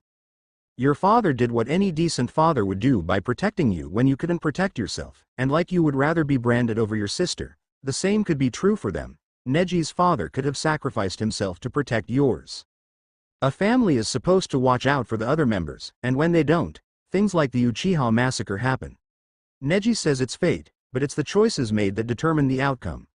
Hinata looked at him in a state of shock, to which he pouted. I can be smart when I want to be. I'll try to make him see that, and if that doesn't work, I'll beat it into his head. People's views aren't changed easily, they usually have to be forced to see that their way doesn't work. As they arrived at the gate to the Hyuga compound just as Neji opened the gate, his scowl evident on his face at the sight of them. Your father just sent me to find you Hinata, you're late returning. I'll inform him of your return. That's alright Neji, I'm sure he would like to speak with me anyway. Good night Naruto, see you for lunch tomorrow? I'll try, but I can't promise anything, who knows what Ero Sennin is planning for me to do. She smiled and went in, but Neji stayed put. You have something to say? The fact that she needs you to give her strength is what makes her weak. All I do is encourage her when others, like yourself, belittle her for doing her best, and despite all of that, she hasn't given up, that is true strength. Her best is pathetic, then help her instead of knocking her down. She is weak and she is destined to remain weak, no amount of help will change that. He turned to walk inside, and yet if she had wanted to, she could have destroyed you in an instant. Neji froze. She is different from the others Neji, if you took the time to stop pitying yourself, you would have seen that. It seems your eyes aren't all seeing after all. He turned to look at Naruto to find him already walking away. Naruto was leaning against the middle post looking over towards the memorial stone at 7:45. His eyes were unfocused and staring off into space. If he's like Kakashi-sensei, I'm going to kill him, or make sure to ruin his research, every chance I get. I don't see the difference between what he does and what you did when you created Oiroke no Jutsu Kit. The difference is that I don't make money off of it, and I look like how I imagine I would look if I were a girl, granted a rather matured girl, but it doesn't look like anyone else. Maybe you should give the book a chance. That Ichigan Jonin seems to enjoy it. You may learn a few things. I'm surrounded by perverts. I take offense to that brat. I'm not a pervert. Naruto turned around to find Jiraiya walking up to him. I'm a super pervert, but just out of curiosity, who were you talking to? Who do you think? The furball told me to give your books a chance. Watch it, brat. I don't have to help you. What do you want me to do? I can't say Kyuubi because I don't know if anyone's around, and he is too general. The kitsune snarled. Fine, I'll forgive it this time, but don't do it again. Kid, you alright? Yeah, he's just not happy I called him that. So, what first arrow senin? First, stop calling me that. Now the way I figure it, to handle more, you just have to use more so your body will adapt. Problem being, you can't possibly have a jutsu that requires that much chakra if you're only a genin unless your sensei taught you one, which isn't likely if you're not training with them. And you will? Yep. Normally genin would never have the chance to learn such a technique due to their small chakra reserves, but you're anything but normal. What's that supposed to mean? That you are a rare case. From what Sarutobi sensei told me, your reserves must be close to the size of low jonin, and that's without the fox. So I have no doubt that you'll be able to do it, once you have the everything you need and practice it. So what is it? Jiraiya smiled. Kachiyose no jutsu, but first you have to sign a summoning contract. I just so happen to have the Toad summoning contract. Arrow senin, I already signed a contract. The smile turned to a frown. You did? Naruto nodded. So you can already summon? Not really. See, I signed the contract, but the one I got it from can't remember the head signs to do it. Jiraiya face vaulted. But since you can summon, can you show me the hand signs? He got up and dusted himself off. Stupid Gaki. Before you start trying to summon, do you know how to call the fox's chakra? Not really. The times I used it, he gave it to me. I'm not sure I can call it from him, last time I asked. You won't always have the time to ask. An evil glint appeared in his eyes. But there's an easy way to fix that problem too. Follow me. Naruto had followed Jiraiya outside of the village, and a ways into part of the forest he hadn't been before. Why'd you drag me out here, Arrow Senin? How do you plan to teach me to call on the fox's chakra? Jiraiya had an evil smirk on his face. Like this. He hit Naruto square in the chest with a chakra-enhanced palm, sending him flying backwards through brush and low branches. As he started descending, he came out of the trees, but instead of hitting the ground, he saw rock-spiked walls raising to meet the sky around him. He saw Jiraiya standing at the ledge with a sad smile, saying words unheard by him. Forgive me, Yondaime. All Naruto heard was the wind rushing by his head. What the hell is wrong with him? I honestly don't know, but I suggest you do something. Naruto gathered chakra to his hands and tried to grab hold of one of the spikes, but his chakra disappeared upon contact. Shit, now what? Well, I see three options. The first, which I don't recommend, you just keep falling and hope you have a soft landing. Naruto sweat dropped. I did say I didn't recommend it. Second, you open those wings of yours and see if they actually work, or you can do what he brought you here to and summon me to save our asses. Naruto felt the surge of yokai and cut his thumb on one of his enlarged canines. He quickly did the series of hand signs and pointed his right palm downwards. Kachiyose no jutsu. All that he could see was smoke, and then red fur as he landed on the back of Kyuubi. One of the fox's tails wrapped around him and placed him on the nearest stone spike before hitting him in the stomach. The last sight he saw before darkness claimed him was Kyuubi jumping into a swirling red vortex with a glowing blue orb at tip to its middle tail. At the top of the canyon, Jiraiya was getting worried. He had felt a buildup of Naruto's chakra, but it disappeared quickly.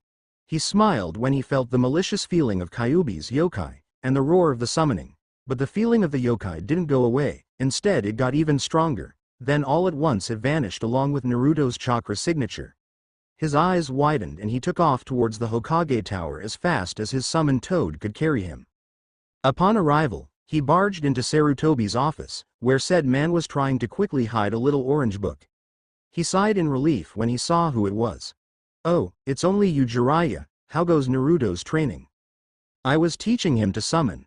So you had him sign the toad contact? No, he said he already signed one. The Hokage's mouth hung open, He what? I was hoping you would know what kind of animal he signed with. You didn't even bother to ask? At first I figured you or Kakashi might have let him sign one of yours. You should know from when you were younger that Enma doesn't like upstart kids like the two of you, and Kakashi's contact only consists of his 6 ninkin. And he only recently met Anko and Guy, so I doubt either of them allowed it.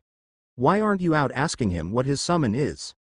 Yeah, he kind of vanished while I was trying to get him to summon the boss. What do you mean vanished?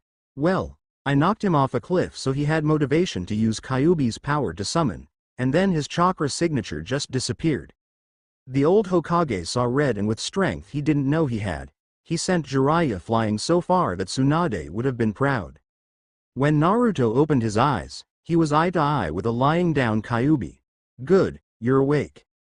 Kyuubi, did you get smaller? The fox demon laughed. No, you've gotten bigger.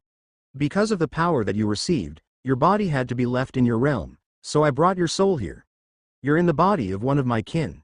She has the same speed as you without your weights, strength, endurance and close to the same chakra capacity as you. Yes she's still a kid, but is close to her second tail, which stronger than I gave you credit for. I don't know how to fight in this form, can we make this a little more fair? We demons do have the power to shape-shift, you could turn into a human form, but you'd shrink considerably. Could you become smaller as well, if only by half? A growl was heard from all around him and it was now that he first took notice on the other kitsune around them. You dare ask Kyuubi-sama such a thing, you should know your place mortal. Silence. He has merely asked me to even the battlefield in terms of size, not strength, so I will honor the request. Kyuubi shrunk down to half his size as Naruto turned into himself minus the wings, cloak, and sword, but looking like he does when using Kyuubi's power. Pass or fail. My kin have a sinister grin appeared on the already malicious face of the giant fox. A surprise for you. Naruto shrugged and started doing some light stretches. Whatever, as long as I go home in one piece. He stopped after a minute and stood tall with his hand made into fist at his sides. Ready when you are Kyuubi. Before I start, I just want to say I've never written anything like this fight, so if it sucks don't give me too much crap about it. Suggestions for improvement are always welcome though. Kyuubi started things off by launching one of his many tails towards the blonde, who charged forward and at the last second sidestepped only to be assaulted by another aimed to take out his feet. He jumped and landed on said tail and continued towards his target.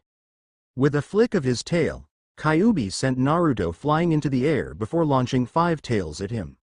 Naruto twisted in the air, punching one tail away and continuing the motion, axe-kicked another, but was unable to block or dodge the other 3. One hitting him in the left shoulder, the second in the stomach, and then another knocking him towards the ground. Again twisting himself, he managed to get his feet beneath him and sent a large blast of chakra out of them just before hitting, softening his landing. As soon as he touched the ground, he charged again, kicking up dust, and again Kyuubi sent forth his tails. Putting more chakra into his feet, Naruto launched himself into the air. Kyuubi laughed at his attempt. Not very bright kit. Naruto's only response was a large fox-like smile. 3 tails shot at him from below and in front. Naruto used his index and middle fingers to make a cross. Kage Bunshin no Jutsu. A single clone appeared in front of him, and reaching over his with both hands grabbed the hands of the real Naruto and threw him higher and towards Kyuubi before being impaled. Another tail moved to intercept him in the form of a clothesline, but he made the same seal. Kage Bunshin no Jutsu. Another 2 clones appeared, one in front of him and the other behind.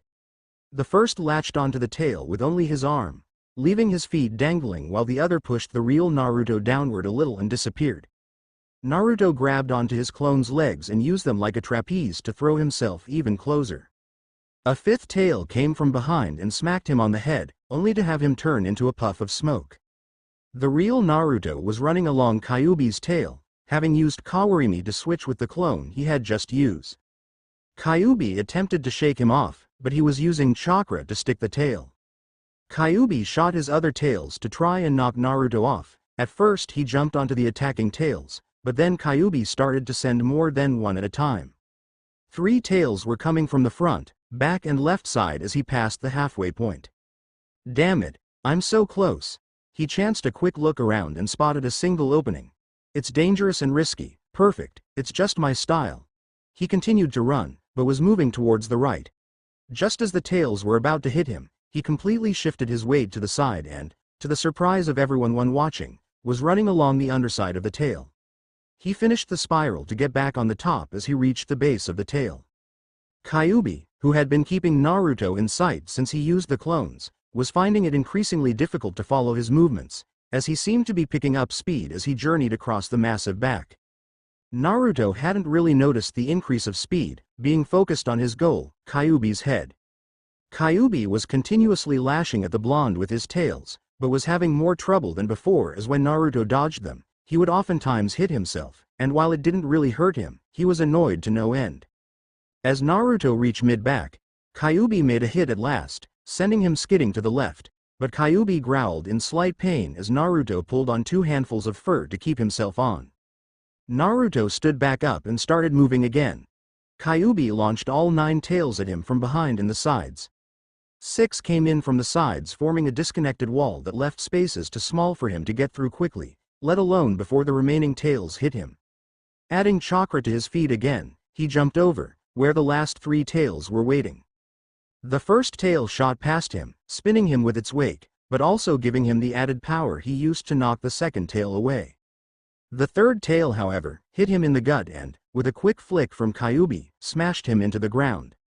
Kyuubi's paw replaced the tail to hold him down, applying enough pressure to make it difficult to move, but not enough to crush him, leaving only Naruto's head uncovered.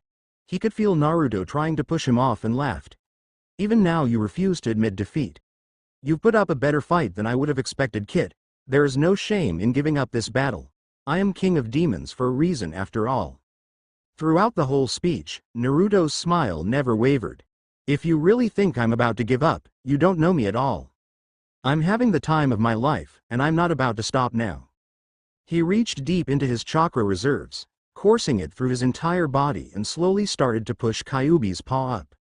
Even with Kyuubi putting on more pressure, Naruto made it to his feet, the paw pushing against his hands and shoulders. Although he couldn't see it, Kyuubi smiled and his eyes glowed red. He was starting to overpower Naruto again as the boy was on his knees and staining to remain upright. Damn it. I haven't even hit the bastard yet. I won't give up, I won't be helpless, never again. He reached even deeper into his reserves and pulled almost all of it out. He made it back to his feet when he heard a rough but feminine voice. You're going to use up all your energy like this, mortal. I take it you're the one lending me her body. Indeed I am. While I commend you for doing so well against Kyuubi-sama, you should give up now, before he does too much damage. I won't give up, I've come too far to go back to what I was before. He pushed with everything he had and felt the weight leaving his shoulders. He could see every vein in his arms sticking out and felt his leg trembling, but he kept pushing, Kyuubi continuing to apply more force upon him. Just as he was sure his legs about to give out from under him, he felt like he had liquid fire in his veins and his strength was returning to him. He threw the paw to the side, not very far obviously, but enough to get him out from under it. Unfortunately, one of Kyuubi's claws slashed him across the back hip to shoulder.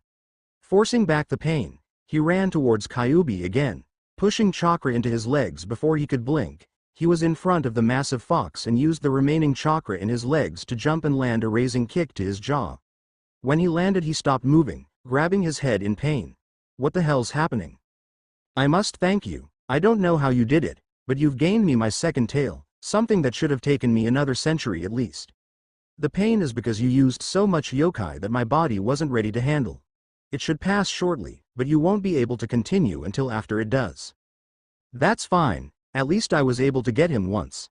My name's Naruto, by the way. Would you mind telling me yours? Minako. It's a pleasure to meet you, Minako. I want to thank you for letting me borrow your body and say sorry for the damage done to it. I did it because it was Kyuubi-sama's wish, and my second tail is more than enough to make up for it. Naruto couldn't help but smile despite the pain that racked the body he was in. When he finally took notice of his surroundings, he found he was curled up on the ground with Kyuubi looking down at him. Ready to give up yet, kid, or are you going to continue to fight in your condition? I'm done. Kyuubi chuckles. That has to be the smartest thing to come from your mouth yet, kid. I must commend you. That kick was quite powerful, not enough to do much damage to me, but it stung, which is more than I can say for your village's pathetic attempts to stop me. The pain was starting to leave Naruto. Being able to stand, he turned towards the other kitsunes. So, what's the verdict? You were reckless and headstrong. There was a sigh from the speaker. However, your cleverness in battle and determination make up for these. Add to the fact that you were able to deal a blow to Kyuubi-sama and unlock the kit's second tail early. We've decided that you are worthy to be the first summoner of the Kitsune clan. Naruto bowed to them, but in the process agitated his back wound, to which he winced. Kyuubi-sama, they should be here soon. Kyuubi nodded and laid down next to Naruto. Who should be here soon? The evil grin reappeared on Kyuubi's face. It wouldn't be a surprise if I told you, Kit. Just sit back and let the healing powers of that body do their job.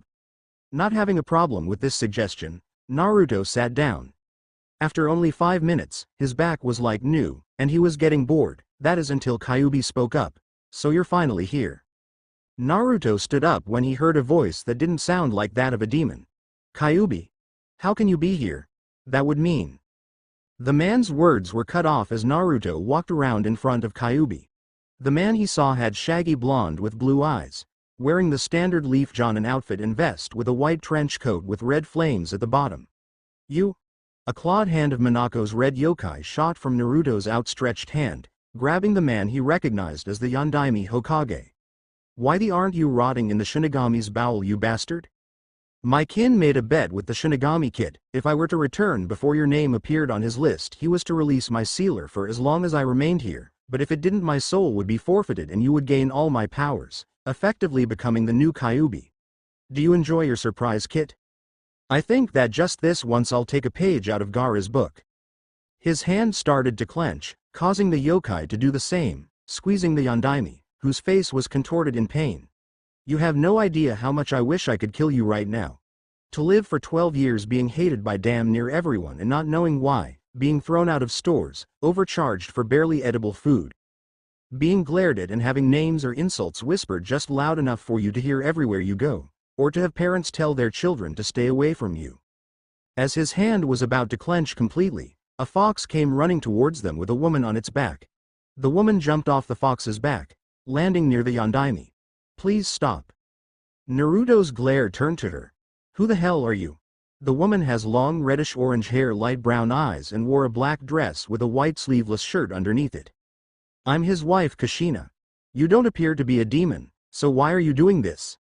He ruined my life. 12 years of not knowing, and when I finally did, having to wonder if maybe my parents abandoned me after what he did. Kushina couldn't understand what he meant, but looked at the Yondaime when he tried to speak. Ple, ace. Let me. Expel. Kushina's eyes widened. Naruto added pressure to the grip. I don't care. Kushina moved towards him slightly. Naruto, please let him explain. I know he wouldn't do anything to harm you if he could avoid it. Naruto looked into her eyes, looking for some form of deceit, but he found nothing but sadness. He growled in annoyance as he slowly loosened his hand and brought the yokai back to himself before forming a fist and hitting the ground, releasing the energy and creating a 5-foot-wide crater. Damn it. Why? Why can't I do it? Why do her words have any sway over me? At the same time, Kushina was at the Yondaime's side. Is that really him, Minato?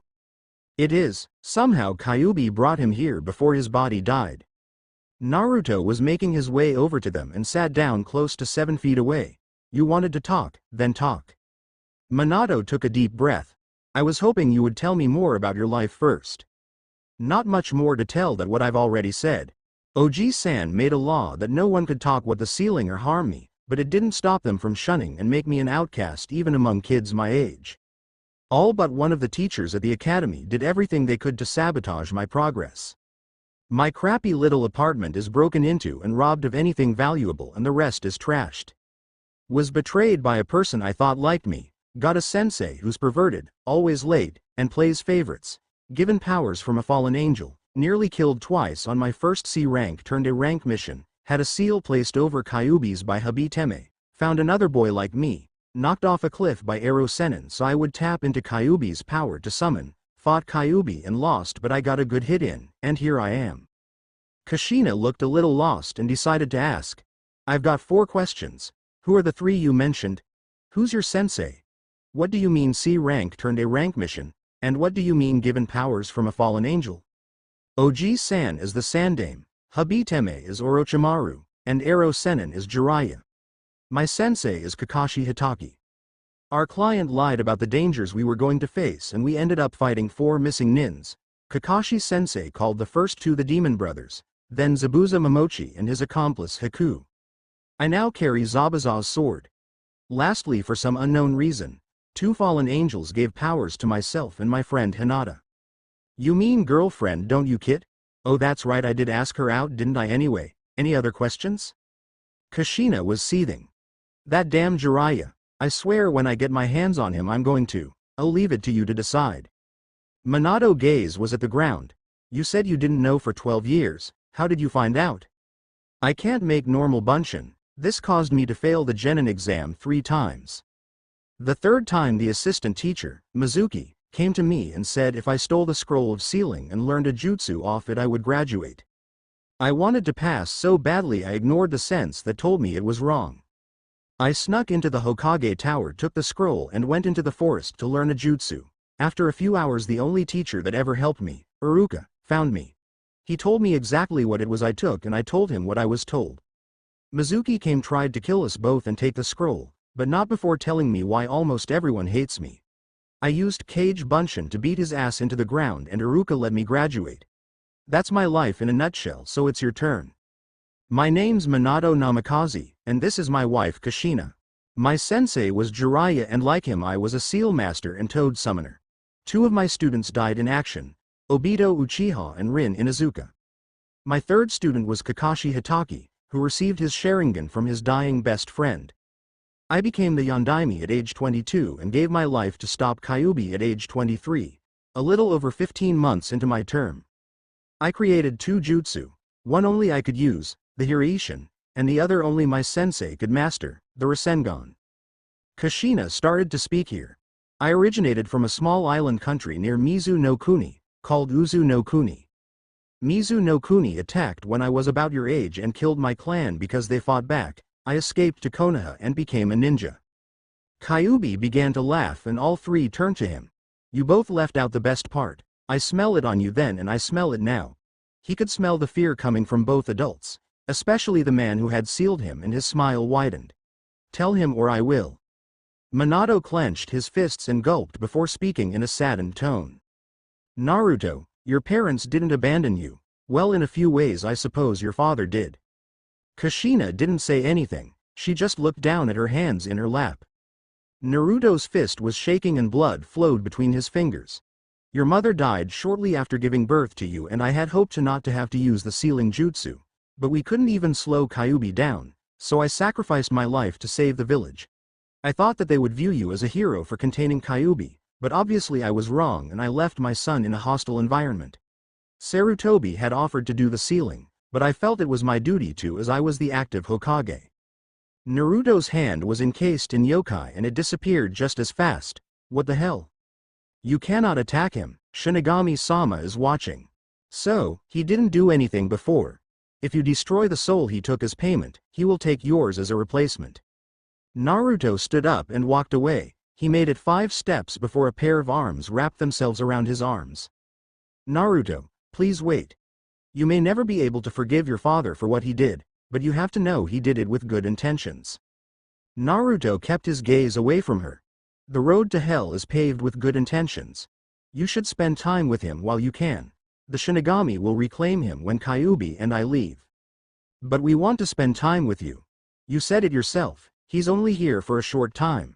This will probably be the only time you'll ever have to talk him. Would it really be so bad to get to know him? He is your father after all. He turned around in her embrace.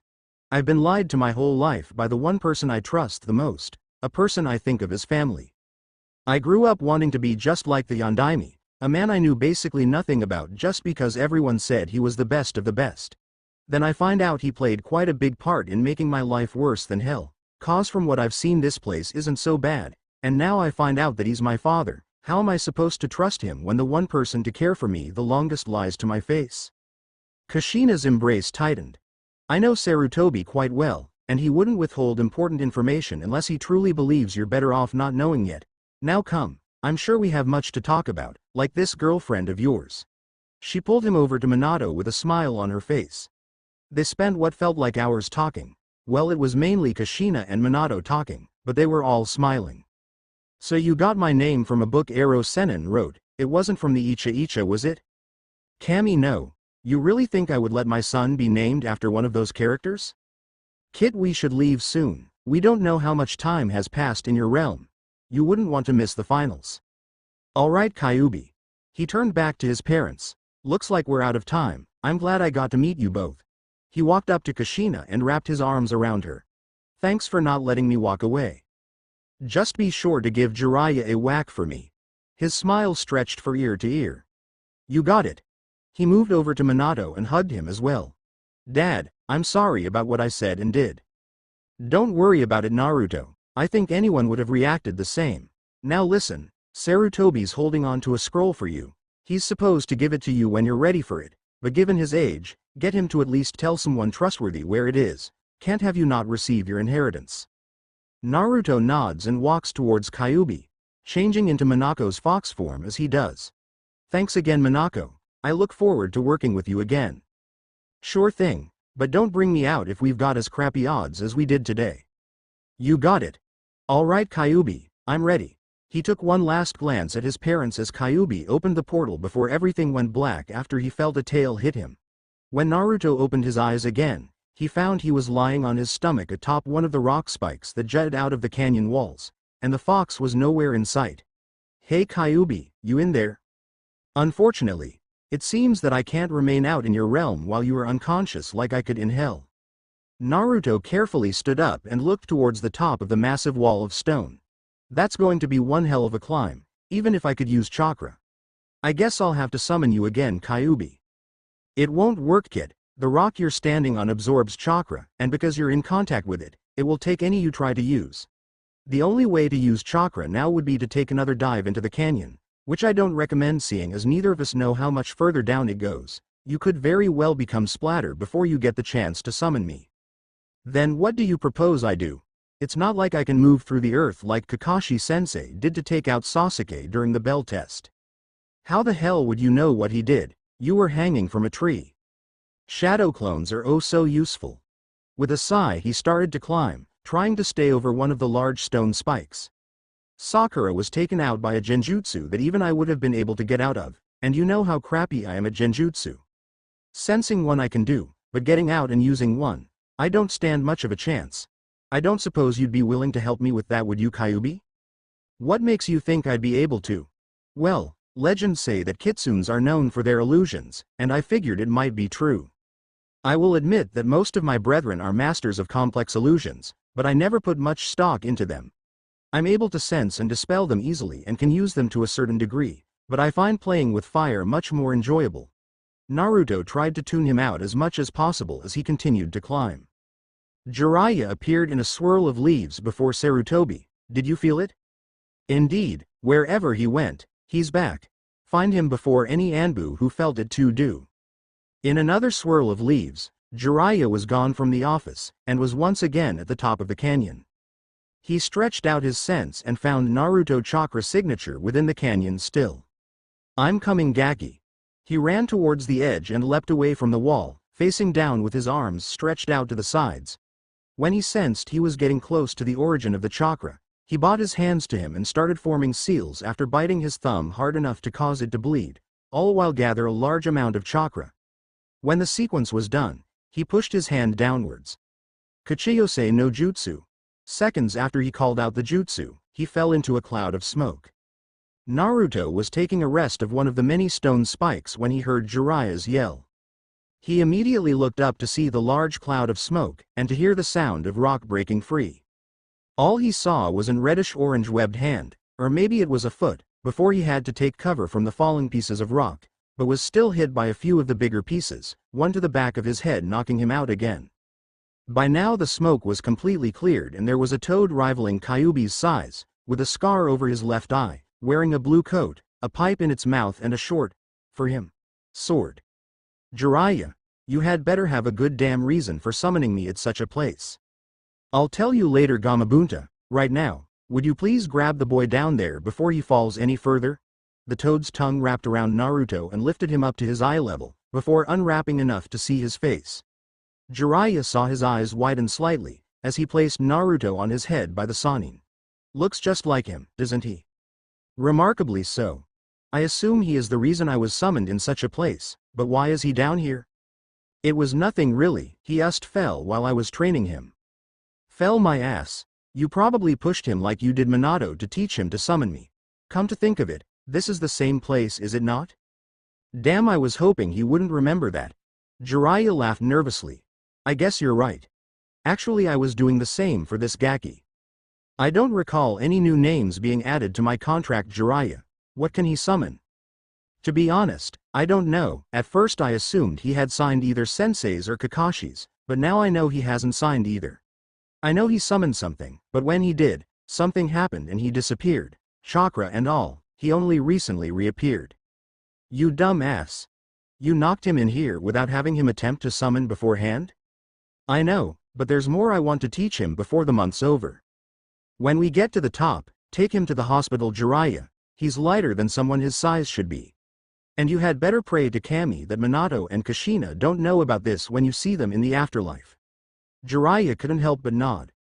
When Gamabunta's head peeped over the rim of the canyon, Jiraiya picked up Naruto and jumped onto solid ground and took off towards Konoha, while the boss toad dismissed himself. It was half an hour before he regained consciousness, but left his eyes closed due to the conversation being had. I've never seen anything like this in a human before, sir.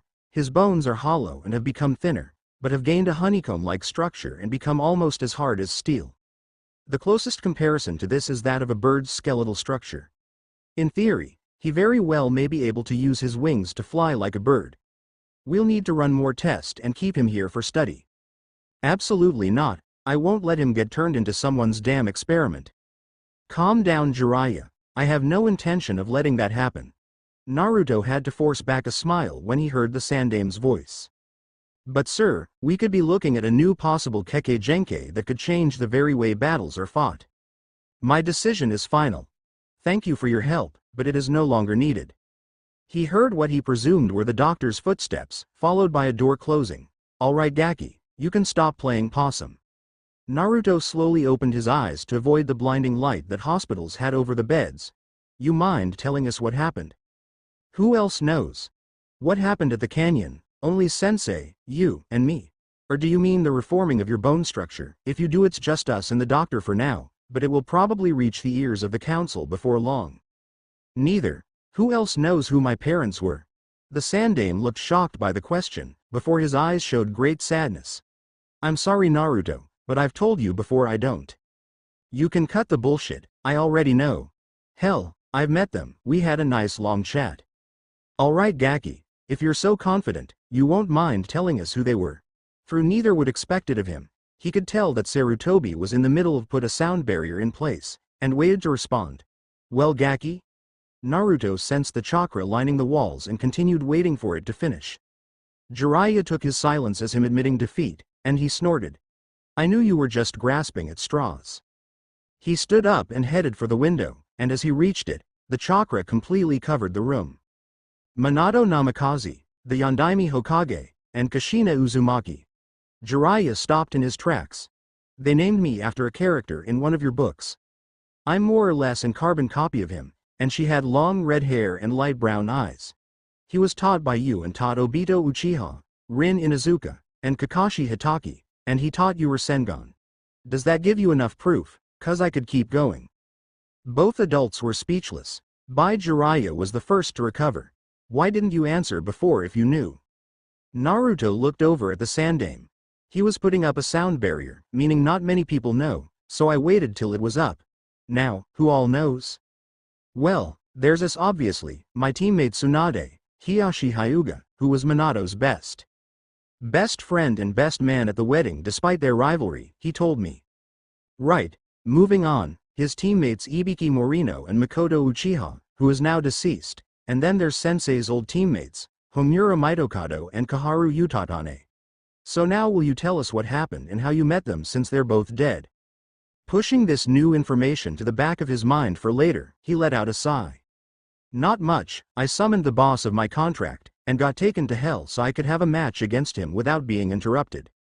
Now, the reason I met Dad was because my summons made a deal with the Shinigami, which was that if Kyuubi were to ever return to hell before my name showed up on his list, that he release Dad's soul into hell as long as Kyuubi remained. If not, then when I died, Kyuubi would be turned over to the Shinigami and I would gain all of his power. They also found Mom and brought her. How could your summons take you to hell, and how could they possibly make that kind of decision about Kyuubi's power? They follow his command. He's the boss summon after all, but they didn't actually take me, as my body stayed where it was while my mind and soul were out, and I don't know how he took me to hell, but it is his. Well, home is a bit of a stretch, but it's the closest word that can describe it. Wait, you signed a contract for Demon Foxes? And Kyuubi is the boss summon? Naruto was quiet for a moment before he nodded. Yeah. He offered to help me out if I signed his contract so he could have a small amount of freedom now and then. It's not like he can hurt anyone I don't want him to, or I could send him back, and if I'm knocked out, he goes poof. And it's a good bet that I'll need his help in the finals. Not the whole truth, but it's not a lie either. For the first time since the barrier went up, Sarutobi spoke. I'll admit that there are some strong opponents in the finals, but none that should require that kind of power, unless there's something you know that we don't. Naruto let out another sigh. Gaara from Suna is like me. We believe he holds Shukaku, the Ichibi, and Master of Wind, but he's also a sand spirit. Kyuubi says that it's unlikely he'll fight me, since he knows I have Kyuubi, but I'm not so sure about Gaara, and I don't know what kinds of tricks he'll pull if I do face him. You mean when Gaki, if he's a Jinchuriki like you say, the Uchiha boy won't stay a chance, and should be pulled from the match? Naruto snorted. Good luck telling him that. Between his Sharingan and that mark on his neck that gives him a power boost, I doubt he'll believe you. Jiraiya's eyes narrowed. What's this mark look like?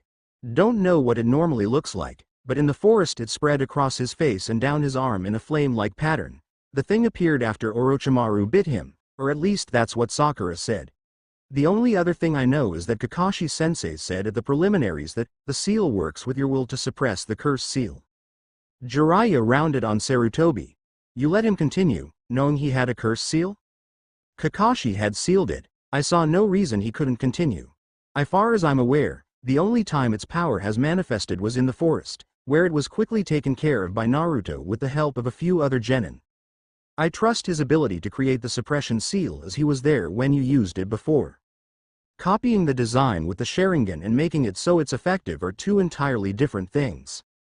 Then you can inspect the suppression seal when he returns to the village. At the moment he's away with Kakashi. Neither of them realized that Naruto had gotten out of the bed and was just swinging his cloak over his wings and shoulders. Now Naruto. They both turned to the bed to find him missing. Yeah? He was behind them with his back turned, but they could hear him clasping his cloak shut. You do realize how the villagers will react to you being able to summon foxes, don't you? Yes, and I don't care. I've had enough of worrying what they think of me. By the way, Oji-san, I was wondering if I could get the scroll Dad left with you. If not, he told me to have you at least tell someone trustworthy where it was due to your age. I was hoping to wait till after the exam, but if you're right about the Suna boy, you could use all the help you can get. I get it to you tomorrow, but out of curiosity, who won the fight? It's not like I stood a chance, but I got a good shot in on him, not enough to really hurt him, but he said it was better than the village's attempts to stop him. He turned to leave, but stopped and turned to Jiraiya. Oh, and before I forget, there was something Mom wanted me to give you, Jiraiya. That was enough to get the Gama-sanin worried. He never called him Jiraiya before, so cautiously he moved towards the blonde, who was finding it hard not to have an evil smile on his face. When Jiraiya got within arm's length, he had a brief moment where he felt Naruto build up chakra before he was sent flying across the room. If it weren't for the fact that I got to meet my parents, I would have sent you farther, Ero Sennin. Well, I'll see you tomorrow. He waved as he walked out of the room. Once the door closed, Jiraiya got to his feet. Damn Gaki, he may look like Minato, but he acts like his mother. I just hope he didn't tell them about today. As if reading his mind, Naruto's head popped back into the room through a slightly ajar door. By the way, they both got a brief summary of everything and don't blame you for anything, except for you knocking me off the cliff, Ero Sennin. How long was I gone anyway? About 9 hours give or take. And Gaki, be sure to be on time tomorrow, or you'll be on your own. Naruto nodded and disappeared out of the doorway. He quickly left the hospital and started towards the Hyuga clan compound. All along the way, he was met with stares, which he was quite used to, but the comments he heard were new, for he had expected something like them. Did you hear? The demon brat grew wings. I heard they were like those of a bat. I heard they were scaly, like the devil's wings, or a dragon's. My son saw them. He said they were black with feathers, like a bird's or an angel's. Yeah, right. That thing having the wings of an angel? If it's an angel, then Iwa is a country of peace lovers. Naruto tuned them out as he continued forwards, though as he got closer to the compound, he started to feel like he was being followed, and within his cloak, he unrolled the scroll that held his sword. With a small amount of chakra, it poof out of the scroll and he turned completely around, bring the covered sword blade to the neck of the one following him. He looked into the black sunglasses that stared at him over the high collar as he removed the sword and strapped it to his back. Sorry Shino, I'm just a bit edgy after last night. Understandable. Kiba told me about Gaara, however your explanations seemed strange. What do you mean? Judging by what I witnessed in the forest, he doesn't seem the kind to fall for such a simple trick, nor did he seem the least bit worried when attacked, which leads me to believe he is either exceptional at close-range fighting, or has some other reason that he does not have a need to worry. He also seemed to enjoy the thought of fighting and even killing. If I'm correct in this observation, your ability to survive his seemingly only required attack should have provoked him to become more serious in his attempts, which leads me to believe there is something about you yourself that he fears. It is my assumption that whatever it is for that same reason that my bugs are hesitant to approach you. However, this is all just mere speculation. Naruto was quiet for a minute, thinking over everything that was said, and trying to find a way out of this situation without causing the young bug user to getting suspicious. Now that I think about it, his actions didn't really make sense to me either. I did tell Kiba that was probably why he left, but the only one that really knows why is Gaara himself. At the time though, I made the assumption based off of what I had just seen, which I suppose was pretty stupid considering Kakashi-sensei is always telling us to look underneath the underneath. I'll have to watch out for him during the finals. You don't believe your teammate will win? Neither Sasuke or I have seen him fight, but I saw the aftermath of the one in the forest. Though because I don't know what kind of training Sasuke is going through, I can't say one way or the other, but I do know that before we started these exams, he wouldn't have stood a chance. May I ask you 2 more questions? Naruto nodded with a smile. Why is it you were at the bottom of the class only a few months ago and are able to analyze someone's skills to such a degree now? I've been able to do that since I was little. Living on your own, you have to be able to determine how much of a threat people pose since you have no one to watch out for you, and because of that you're an easy target for harassment. Sasuke, on the other hand, had something that everyone respected, so he had people lining up to help him. But back to your question, I'm able to analyze and adapt to just about any situation, but in the academy, I put most of that ability into my pranks, and not enough into my bookwork. Shino nodded slightly. My second question is, why is it that you were never freaked out about my bugs in the academy? Naruto's smile widened. I'll admit at first I found it a bit creepy that they lived inside of you, but then I realized how useful they are. I mean, they can gather information, track, and they drain chakra. Only some overly paranoid target, or people who's afraid of bugs are going to keep checking themselves for them while traveling through the forest, and they're so small it makes a single one hard to see. The only problem that I see is that since they feed on your chakra, when they're not feeding on someone else's, the level of jutsu you can use is limited to maybe low C rank or lower depending on each individual person's chakra reserves. You are correct, and it is for that reason that my clan has created jutsu that utilize the bugs we house, while using the least amount of chakra we can. I very much enjoyed this conversation, and hope to have others in the future. Good luck at the finals. To you as well, Shino. Shino headed back towards the village while Naruto continued on his way. The sky had taken an orange color very similar to the color of his old jumpsuit by the time he reached the Hyuga clan's front gate, where 2 guards were stationed. Even from a distance, he could tell one of them was glaring at him, while the other looked like she could care less. The male of the 2 stepped in front of him, in a stance somewhere between standing and the ready position for Jukin. Halt, what business do you have here? I came to see Hinata, is she here? No, now leave. The female of the two stepped forward and placed a hand on the male's shoulder. "That's enough, Mew." The man, now known as Mew, snorted and walked away from the two of them. "I'm sorry about him. Unfortunately, hate, anger, and pain die hard." "I know. Do you know where Hinata went? There's something I need to talk to her about." "I'm sorry, but I don't. She left this morning for training with her team and hasn't returned yet, through that as a normal occurrence." "I see. Well, thank you anyway." He turned to walk away, but turned back when he heard her voice. "Uzumaki, if you should find her, would you kindly remind her to be back on time tonight? Her father was upset with her late return last night." "I will. Thank you again." After leaving, he started toward Ichiraku's ramen. "She did ask if we could meet for lunch. I just hope she hasn't been sitting there since then waiting for me to come." When he arrived, he was both happy and disappointed to find she wasn't there. While he was happy she hadn't waited for him there since lunch, he really wanted to see her. He sighed. "Oh well, since I'm here, I might as well have a few bowls before one start looking again." He heard a giggling behind him as the flaps to the stand were pushed aside. You only having a few bowls would be like Choji refusing another helping of barbecue pork. He turned around with a giant smile on his face. "Just the person I was looking for. Sorry about missing lunch." She sat down beside him. "It's all right. You did say you might not be able to make it after all, but you know, if you're looking for someone, a ramen stand probably isn't the best place to look. If they were looking for me it would be. I learned something really interesting today. Well, actually a couple of things that I want to tell you about. It's about what I said last night." "Okay. So do you want to head to the training grounds after we eat?" "Nah, I have a better place in mind, but first the ramen." He turned to Ayame, who was patiently waiting. "Hey Ayame, could we get 4 bowls to go? 2 miso, 1 beef, and 1 of whatever Hinata wants." "A chicken please." "All right, but Dad's not going to be very happy that it's to go. We haven't seen you in a few days after all." "I know, but I'm in the Chunin exams, and training for the finals. I'll try to stop by more often, but I can't promise anything. Ero Senin is a slave driver." After getting their ramen, they left the stand with Naruto leading her away. Naruto led Hinata to the top of the Hokage monument, and out onto the craving of the Yondaime's head, where they sat down. "It's so beautiful, Naruto." "I couldn't agree more. This is where I would come to when I needed a place to get away from everything. When I'm up here nothing else seems to matter." They watched the sun sink lower in the skin as they ate their ramen and sat in comfortable silence for some time afterwards, until Hinata broke it. "Hey Naruto, what was it you wanted to talk about?" "Do you trust me?"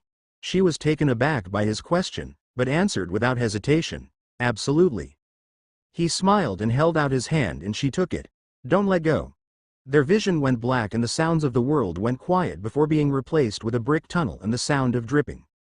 Naruto looked at Hinata and saw she was glowing with a white light. Without warning, the light shot from her body and down the tunnel before vanishing from sight. That was strange, even for here. "Where is here, and what was that?" "Honestly, I don't know what that was. It's never happened before." "Of course I've never brought anyone else into my head before." She looked at him as though he was crazy. "I know that sounds crazy, but it's the truth.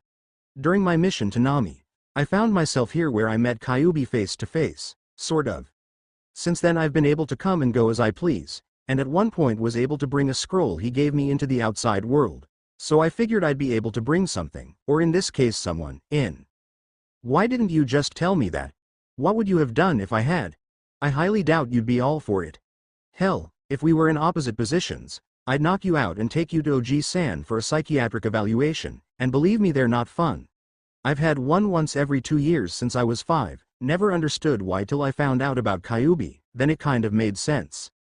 Why did you bring me here? Well, like I said earlier, I learned some really interesting things today, most of which I don't want other people to hear, cause they'll think I'm either crazy, or they'll say it's proof I'm a demon. But before all that, I'll introduce you to Kyuubi and see if he knows what that light was." Throughout it all, he had yet to let go of her hand and started leading her down the memorized path to Kyuubi's cell. He stopped about halfway into the room before the gate. "You brought me a snack, how nice of you, Kit." Hinata squeezed his hand and he turned to her with a reassuring smile before looking back at the fox. "You eat her and we're all dead. She's the one who also received power from the fallen angels." Kyuubi's eyes suddenly appeared behind the bars. "Ladies and gentlemen, I give you the king of all idiots for doing the single most idiotic thing in the history of idiocy. The power that was in her is now here. If she returns to her body before taking it back into herself, you will be ripped apart. There is a reason that she has the power to kill you and vice versa. They're at odds with each other. No one person can control both. That explains the light from before, I guess. So Kyuubi, do you know where it went? More than likely, it went searching for yours so they can destroy each other. He saw Naruto open his mouth again inside.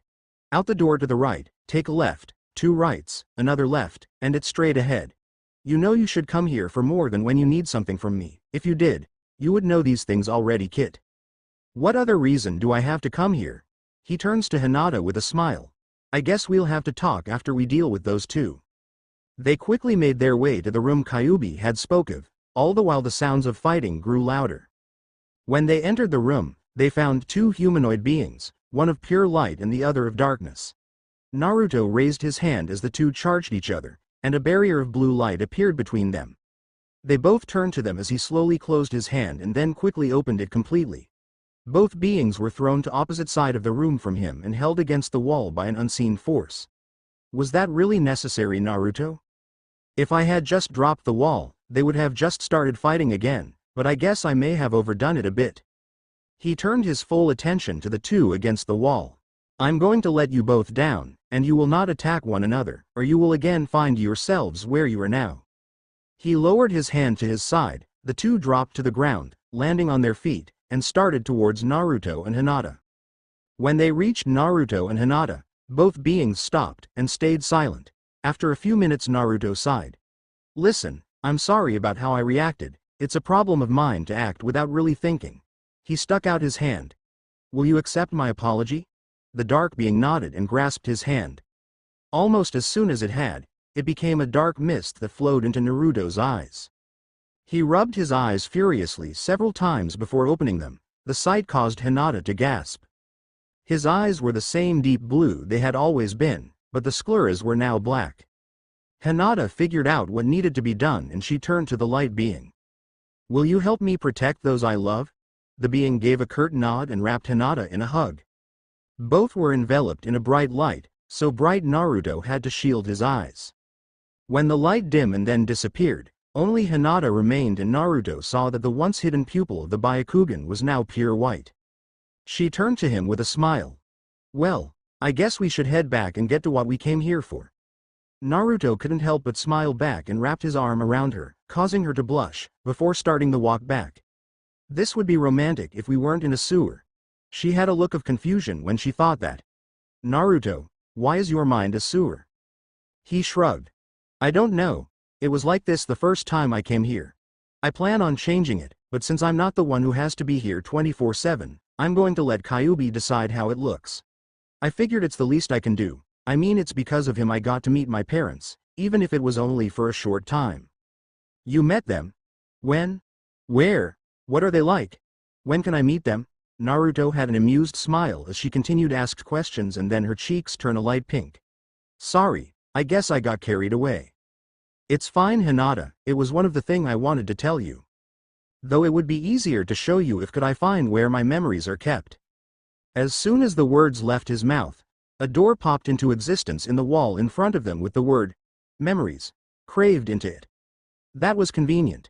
He opened the door and found it to be another long tunnel with its walls lined with shelves upon which rested palm-sized orbs that glowed a color shade between white and black. I'm going to guess that the lighter orbs are pleasant and the darker they get the more unpleasant they become. Hinata stood a little ways down the hall staring at a single orb. What's this memory? The orb's solid gray.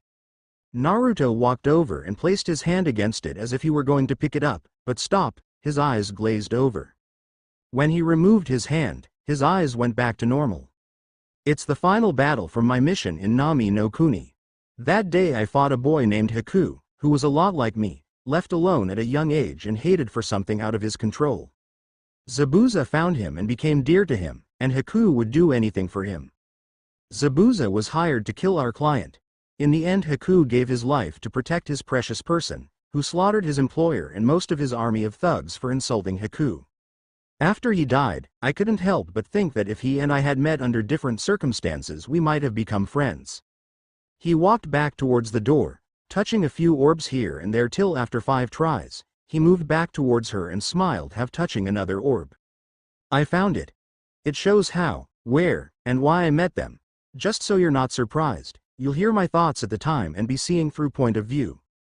You'll also feel what I did, but to a much smaller extent. You may be a little confused at first, but it mostly explains itself as it continues. Anything else you can ask me afterwards. Hinata walked over to him and looked at the orb. It was lighter than the first orb she was entranced by, but still gray in color. She looked over at him and he hadn't taken his eyes off the orb. Are you sure you want me to see this one, and not the one back there that's glowing white? He looked deeper into the hall and saw a brightly glowing orb a few down from the battle on the bridge. It seems kind of dark for a meeting with your parents. I'm sure. The reason it's not pure white is because it's not one of my prouder moments and everything else it contains, but don't worry, I'll be sure to let you see what that one is later. She looked nervous as she slowly reached out her hand. Just before she made contact, she glanced over at Naruto, who had a reassuring smile on his face, and then placed her hand against it. I'm not writing it again, so if you want to reread it, go to chapter 8. After her eyes glazed over, he turned back to the orb she pointed out. I wonder if that's what I think it is. He touched it and pulled back a few seconds later with a slight blush on his cheeks. Yep. He went back to Hinata's side when he saw that her hand was still connected to the orb and that she had tears running down her cheeks. I wonder how far she's gotten. She suddenly ripped her hand away and would have fallen over if he had not been there to catch her. Her tears redoubled as she looked up into his concerned face. You really thought they abandoned you? The night I found out about Kyuubi, I asked Oji-san why he never told me. He said it was to protect me. That night I couldn't sleep because I was thinking about every question he had ever told me he didn't know the answer to, and if there was a reason he had said that. When I came to my most asked question after why everyone hated me, who were my parents, I couldn't think of any reason why he wouldn't tell me about them. At least until I remember the reason he gave about Kyuubi, and that got me to thinking, how could he be protecting me by not telling me who they are? That was when it hit me, as with Kyuubi, he wasn't protecting me from an outside threat, but from emotional pain. Meaning either they died during Kyuubi's attack, or they were like everyone else and saw me as Kyuubi. Being only hours after learning the truth about Kyuubi, I thought that if it had been that they died, he would have told me when I first took the graduation test, when I could understand and accept their deaths, so that lead me to believe they saw me as a demon and left me once they knew what I contained. At one point I actually found myself hoping they were dead because it hurt less to think about. He placed his hand against her cheek as her tears continued full force and used his thumb to wipe them away. Please don't cry, Tenshi. You're always beautiful, but you're prettier when you smile. She smiled, blushed dark red, and stood up from his arms. You told them I was your girlfriend. He chuckled. Well, it was actually Kyuubi, but I agreed with him, so kind of. But putting that aside for the moment, that memory showed almost everything I wanted to talk to you about, my summon animals, and my parents. The bit about my life was extra. One of the other things is something I learned while lying in a hospital bed. Apparently, my bone structure has changed to something similar to a bird's, except they're almost as strong as steel, making it so I could probably fly using my wings. It's more than likely that this has also happened to you, but to know for sure you'd have to reveal your wings as well. The final thing I'd like to talk to you about before we go back to the subject of relationships, I'd like to know if you'd help me prepare to fight Neji and train with me to learn how to use our new abilities. I've already have some idea we could both use if they work, and I could probably think of some things for each of our different powers once I see what they're like. She looked downtrodden as he continued to talk, especially when he mentioned Neji. I won't be much help. Neji's better than I am at fighting. Me helping you train would only get in the way of your training with Jiraiya-sama. I don't know about that. She turned to his voice, which was a little ways down the hall. In his hand was the orb of white she had noticed. Catch. He tossed it and it fell into her hands. Hinata froze for a moment, then her face turned a new shade of red and she dropped the orb. Neji may beat you in speed, but flexibility can make up for it. The only things holding you back during the preliminaries were lack of confidence, a problem you've already solved, and the other I'm guessing is because he's family, so you didn't want to hurt him. Hinata didn't look as though she was listening, as her eyes had a vacant look and her face had yet to return to its normal color. Naruto, that night, was that all you really saw? He picked up the orb and returned it to the shelf. Yeah, I left shortly after because of the pain I felt in my back from my wings growing. Why? Hinata's face started to lighten. No reason. If he had picked any other angle, he would have seen me naked. He turned back to her with a big knowing smile. So will you help me? Are you sure you'll be able to both train with me and Jiraiya-sama? That's the great thing about Kage Bunshin. I can leave them with either of you if I have to, and still learn from both of you. Though I do prefer learning to do things myself over that method because it's too similar to what Sasuke does with his Sharingan for my tastes. Well, since you're sure, I will. When and where? He didn't really say, so I guess the same as this morning, which was 8 at Training Grounds 7. Just to warn you through, don't drop the genjutsu around him very often, because he may try to get you to model for his next book. What wrong with that? He writes the Icha Icha series. A light shade red found its way onto Hinata's face, along with a small smile. He even calls himself a super pervert. Even though I'm almost positive of the answer, Hinata, will you be my girlfriend? Her smile grew. The way you said that made it sound like you were going to ask something else. Well, I heard somebody ask a similar question like that, so I figured it'd work for this. I can't help but notice though, that you haven't answered my case. His statement was cut short due to Hinata's lips pressing against his as her arms wrapped around his neck. He was surprised at first, but soon started kissing back and wrapped his arms around her waist. When she pulled away they were both breathless, but had smiles on their faces. Is that a yes? That's a pretty stupid question, but yes. I don't know how my father will react though. He's never shown any outward hatred for you, but neither do the branch members towards the main branch. Naruto's smile never faded. You didn't watch the whole memory, did you? Hinata shook her head no, and he chuckled lightly. Our fathers were best friends, and if he thought I was Kyuubi it would only take one look at my chakra coils to know different. The only reason I think he'd have a problem with it is because he doesn't like the fact his little girl wants to date. He lightly kissed her before pulling back. We should get going. It was getting dark when we came here, and I wouldn't want you to get in trouble because of me. She nodded and their surroundings were shrouded in darkness, before he found themselves back on top of the Yondaime's head, standing as they had been in the mindscape, and each noticed that the other's eyes hadn't returned to how they originally looked. Hinata looked out across Konoha and saw that the sun had yet to completely sink behind the trees on the horizon. We had to have been gone for a half hour at least, but everything looks like we were only gone a few minutes. I was confused when I first noticed too. According to Kyuubi it's because the mind thinks faster than the body can move. Who knows if that's true or not, but I think I'll take his word for it. They let go of each other, and started down the monument. Want me to walk you home? I'd like that. She leaned closer to him and laid her head on his shoulder. He smiled and put his arm around her waist as they continued to walk. When they reached the Hyuga compound, they found Neji standing there once again. Good evening, Neji-ni-san. Did Toussaint send you because I'm late returning again? No, you've returned early. However, he did ask me to escort both of you to his study should you be accompanied by Uzumaki again.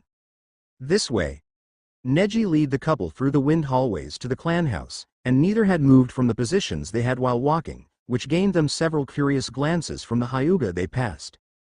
Neji finally stopped in front of a dark wooden door. Hiyashi-sama is inside. I bid you good night, Hinata-sama. Without waiting for a reply, Neji walked away, and the couple walked into the study. Inside, Hiyashi sat behind his desk looking over some piece of paper. Hinata bowed her head towards him, unwilling to let go of Naruto. Good evening, Toussaint. Neji-ni-san said you wanted to see us? He didn't look away from the paper. Indeed. I'm glad to see you've returned on time tonight, though I can forgive last night as the foreign genin attacked your teammate. He finally looked away from the paper and his eyes narrowed when he saw how they were standing. When were you going to tell me you were dating Otome? Our first date was last night, but it got interrupted when Kiba was attacked, Hiyashi-sama. You seem quite comfortable with each other for only one, possibly 2 dates, Uzumaki-san. Toussaint. The reason we are comfortable with each other is because we don't keep secrets from each other. Hiyashi's eyes didn't leave Naruto, who was fidgeting under his gaze. I doubt that. I told her of Kyuubi before I asked her out. I also told her who my parents were after I found out who they were, and I know you were the best man at their wedding. You weren't supposed to know till you turned 18, or became a jonin. So which one was it that told you, Jiraiya-sama or Sandaime-sama? Neither actually, I got to meet them. Hiyashi had a pissed-off look on his face and opened his mouth, but was cut off by Naruto. I know it sounds impossible since they are dead, but I signed a contract with Kyuubi to summon Kitsune. However, for them to listen to me, I had to show them my strength by fighting the strongest summon, Kyuubi himself. Now, as you can imagine, fighting him here would have been a very stupid thing to do, so he took me to hell, and before you ask, I don't know how he did it. Anyway, we fought. I got a good hit in, but ultimately lost, not that I had a chance of winning. After fighting, Kyuubi said his kin had a surprise for me. Turns out they made a deal with the Shinigami that if Kyuubi returned to hell before my name appeared on his list, he'd release Toussaint for as long as Kyuubi remained there. Somehow, they also tracked down Ka-san and brought her along. I tried to crush Toussaint because of what he did, and probably would have had she not stopped me. After introductions, Kyuubi said something about their sense and told them to tell me or he would. They told me they were my parents and I would have walked away if Ka-san hadn't stopped me again. She convinced me to stay and we talked for a few hours before I had to come back. Does the Hokage know of this? Is the demon still sealed? Have you touched my daughter? Yes to the first, yes to the second, and yes to the third, but only as much as we are now. Otome, I would like to speak with him alone for a moment. She looked at Naruto, who smiled, before letting go of him and leaving the room. Hiyashi waited till the door was closed before talking again. First off, I would like to say thank you for protecting my daughter during the preliminaries. I may not always show it, but I do care about the well-beings of my daughters. That being said, if you hurt her or do anything inappropriate, I will make sure that neither the Byakugan, nor the Inuzuka clan's dogs ever find your body. That's all. I'm sure Hinata will show you out. I would never dream of it. Have a nice evening, Hiyashi-sama. Outside the study, he found Hinata standing against the wall beside the door, staring off down the hall. See anything interesting? A smile graced her lips, but she didn't turn her head towards him. Not really. So, what was so important he couldn't say it in of me? He just shrugged. What every father would say to their daughter's new boyfriend, I imagine. Don't do anything inappropriate or hurt her or I'll kill you. Personally, if I ever have a daughter, I have something that I think will be much more effective. Hinata gave him a curious glance with a smile. Care to share so Toussaint can use it for Hanabi? She's what, 6 maybe 7, maybe when she's a bit older. Her smile grew wider. You haven't got a clue what you'd say if some boy asked your daughter out, do you? A sweat drop rolled down Naruto's head. Not really, no, but I'll think of something, I always do. Hinata couldn't help but giggle. Want me to walk you out? That'd be great. I don't remember how to get out. He started rubbing the back of his head with a sheepish smile. Hinata just shook her head, her smile still in place, and grabbed hold of his hand before leading him down the hall. Back in his office, Hiyashi had a smile on his face as he watched the couple with his Byakugan. Minato, Kushina, it's hard to believe how much like the both of you your son is. His smile widened as he reached into his desk drawer to pull out a small orange book. Now back to my reading. The next morning found Naruto and Hinata sitting against the middle training post of Training Ground 7, his arm around her shoulders, while her head rested on his. Way to go, Gaki. You sure picked a cutie. But what's she doing here, and why is she using genjutsu? Jiraiya. This is Hinata. Hinata, Jiraiya. Jiraiya stiffened, and Naruto noticed it. What your problem? Look, I know what I did yesterday was stupid, but you cannot still be angry at me about that. What are you talking about? I'm not angry, never mind. I'll take it over being called Ero Sennin any day. Whatever. Anyway, I asked her to help me prepare me to fight Neji. That's a lot to cover, even with the month you have before the finals. However, senseis told me that you're capable of creating Kage Bunshin at an unheard of level, which makes me wonder if you know the secret of them. They pass information to the original when they disappear. That's right. Now before we begin, I think we should move to a more secluded spot. I happen to know of one a little ways into the woods. Fine, but you should know, I told her everything, so you don't have to dance around certain subjects. Well, that makes things easier. Now come on, we have training to do. Jiraiya led them to a clearing big enough to fit a small house in it, and they could hear a waterfall not far off. Okay, Gakis, this is the place, but before we start, I have some things to ask. First, why is Hinata using genjutsu? Hinata dropped the genjutsu, and Jiraiya would have been drooling at the sight of her, if his attention weren't on the 2 snow-white wings that appeared on her back. You remember what that doctor said yesterday about this being a new Kekkei Genkei? Well, it's not. At least I don't think so. I guess we won't know till one of us have a child, or both of us. Hinata blushed, but smiled. We were given power by two beings that kill both angels and demons. Kyuubi called the fallen angels. Why they did is a mystery, but I do know that last night, we made it a part of ourselves completely. The wings are just the most noticeable change, but our eyes have changed slightly also. She had easier time hiding them because she has a talent with genjutsu. Me, I'm lucky I can get henge to work. Okay, my next question is, why do you want to learn sealing, Naruto? Aside from the fact that if used correctly, it could be as useful as any other skill, I made a promise to Kyuubi to give him a bit more freedom. How so? Letting him use my sense to experience the outside world. Through I have to learn to cook because he doesn't like ramen as much as I do. Hinata giggled. Naruto, not even Choji likes ramen as much as you do. Okay then, that's all I wanted to know, so let's get started. Naruto, I want you to make 25 clones. Naruto nodded and performed the jutsu, while Jiraiya made 2 of his own. Good, now 10 of them will work on anything that you want them to. 3 will go with one of my clones to learn about sealing. 1 will read the scroll your father left you, and 10 more will stay with me to work on a few jutsu. And what are the 2 of them going to do? Naruto pointed at his last clone and Jiraiya's. Oh them. Well, Sensei told me about a jutsu you know, he called it a cage killer, so I was going to have your clone show it to mine. Naruto rolled his eyes as he and Hinata turned to leave with 10 of the clones. Whatever Ero Sennin. Jiraiya grumbled something as he threw a scroll to one of the clones and his 2 left with their charges. Naruto stood in the center of the large arena. 5 of the other finalists stood in a line beside him. The 2 missing were Sasuke and Gaara. He noticed that Temari looked worried and slightly anxious, but wasn't sure if it was because of Gaara's absence, or just from the exam. He shrugged it off and glanced around the arena in a way that anyone watching would think it was a curious look at the field, but he was looking to see if everything was in place and smiled when he saw it was. Now all he has to do is show up. He looked up into the crowd and saw the other 4 of the rookie 9 and both of Neji's teammates sitting together with their senseis not far off, except Kakashi. Course not, why would he be here?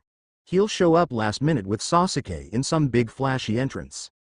A man wearing a Jonin vest, with his headband in a bandana over his brown hair and a senbon in his mouth walked up to them. My name's Genma, I'm the proctor. Now listen, the rules are the same as the preliminaries, so if I say stop, you stop, understand? They all nodded. Good, then let's get this show on the road. First match, Naruto Uzumaki vs Neji Hyuga. All non-combatants please head to the viewing box. Neji and Naruto stood across from each other, Neji glaring and Naruto smiling. First match begin. Neither moved, but Neji glare increased. I would give you a chance to give up now, seeing as how it's your destiny to lose to me, but I know you will not. Damn right. Naruto threw off his cloak, revealing a black muscle shirt with a piece cut out on the back, and no wings. The cloak itself never hit the ground, instead it was lifted up to the stands, where Hinata grabbed it while shaking her head. He just couldn't resist showing off, could he? Flashback. 3 days into training. Naruto, Hinata, come over here for a second. What's up, Jiraiya-sensei? Jiraiya didn't answer right away as he looked at Naruto, before he mentally shook himself. That brings back a lot of memories. He took out 2 square pieces of paper and handed one to each of them. Focus chakra into these, they'll tell you what affinity you have. Jiraiya-sama, why am I doing this? I'm just helping Naruto get a feel for fight against Jukin. Well, Hinata, since Naruto taught you Kage Bunshin, I thought I could teach you a few jutsu as well. Now hurry up so I know what kind of jutsu to teach. They both took the cards and pushed chakra into them. Naruto's cut into 4 pieces and 1 piece crumpled, while Hinata's only got wet. Well, Naruto, you've got a strong affinity for wind, and a budding one for lightning. Hinata, you have a strong affinity for water. Now that I know, I'm going to let you know right now that I only have a few for water and wind, and absolutely none for lightning.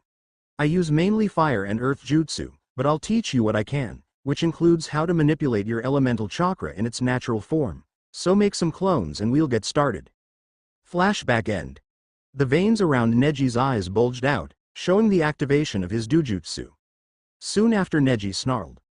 I don't understand why you would use genjutsu in your previous fight to make it appear you have wings, but...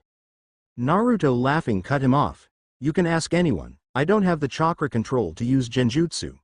No, what I did with my sensei's help was much more complicated than that. He turned his torso so Neji could see what looked like a tattoo at the base of the neck of two outstretched wings making a 90-degree angle, with the kanji for fallen in the gap between the wings. Up in the stands, Ino looked over at her pink-haired former friend. Hey forehead, I thought you said your sensei was training Sasuke. He was, I haven't seen either of them all month. Then who is he talking about? Jiraiya the Toad Sannin. The answer came from 3 seats down where Hinata sat between Kiba and her father. Sakura snorted. Yeah right, like someone like Jiraiya-sama would waste his time on that idiot when he could train someone like Sasuke. I want nothing to do with the Uchiha. Almost every head in hearing range turned to look at the Sannin in shock. In fact, when this is over I plan on taking Naruto on as my apprentice. He turned to the Hyuga clan head and his expression turned comical. Hiyashi, it been a while. Is this your other daughter, Hanabi, right? Yes, it has Jiraiya-sama. How may I ask did you know my daughter's name? I heard Hinata telling Naruto about her. I must say you have 2 beautiful daughters, especially Hinata. A tick mark appeared on Hiyashi's head and his eyebrows started to twitch. I swear, if I find out you put her in your book. There's nothing you could threaten to do that Naruto already hasn't, and as most people will tell you, he never goes back on his word. Naruto was back to facing Neji completely. So are we going to start, or just jabber all day, because I think the people watching are getting impatient. Naruto's wings appear on his back, but there was no puff of smoke like most of the shinobi had expected. 1 second there was nothing and the next 2 fully outstretched black wings extended from Naruto's shoulder blades.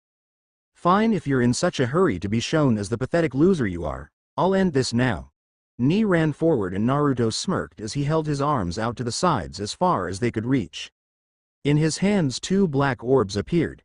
He put both of his hands in front of him so his waists were touching and the 2 combined into a large one. Kage Heiki. Shuriken Renda. From the orb shot hundreds of shuriken, and it was getting smaller with every one launched, forming a wall as far as his arms reached of the spinning blades. Neji skid to a halt and started pushing chakra out of his whole body as he started to spin. Hakesho Kaden. While he was able to disperse most of the projectiles, as they went up in black smoke after they hit, he wasn't able to start spinning fast enough, allowing for the first few to hit him. You cannot fight your fate, and it is futile to try. You might as well give up now. Once a loser always a loser. When the hell are you going to open your eyes, Neji? The only thing that is predestined is that sooner or later, we are going to die, that's it. What happens up until then is for us to decide. Hell, more often than not, we can even choose the manner in which we die. You have no idea what it's like to have a seal upon you that marks you as less than human. You couldn't possibly understand. I couldn't understand, huh? You think you've got it so damn hard? Try growing up alone. At least you knew your father before he died. As Naruto spoke he started walking closer to Neji. When he got with 15 feet to the Hyuga prodigy, Neji smirked. You're within my range of divination. Hake Rokuhuion Sho. As Neji closed the distance between them, Naruto slammed his hands together in the Habi sign. Higain Uyoku no Yugo. His wings took on a metallic sheen as they wrapped around his sides and crossed over each other, forming a feathery barricade in front of him, leaving him only visible from the eyes up. Neji called out his strikes, and jumped back after finishing the move, his fingers sore as the wings hadn't only taken on the look of steel, but the hardness as well. Naruto's wings opened as the hand sign was released, and by extension the jutsu, returning them to their original luster. I promised Hinata that I wouldn't hurt you too badly, but I would make you pay from what you did to her. I'll fulfill that promise now. A large amount of dust was kicked up as his wings flapped, launching him up into the air. When he stopped going higher, he was able to look the Sandame straight in the eyes and he slowly flapped his wings to keep him at that attitude. He couldn't keep the smile off his face and looked back on his first attempt to fly.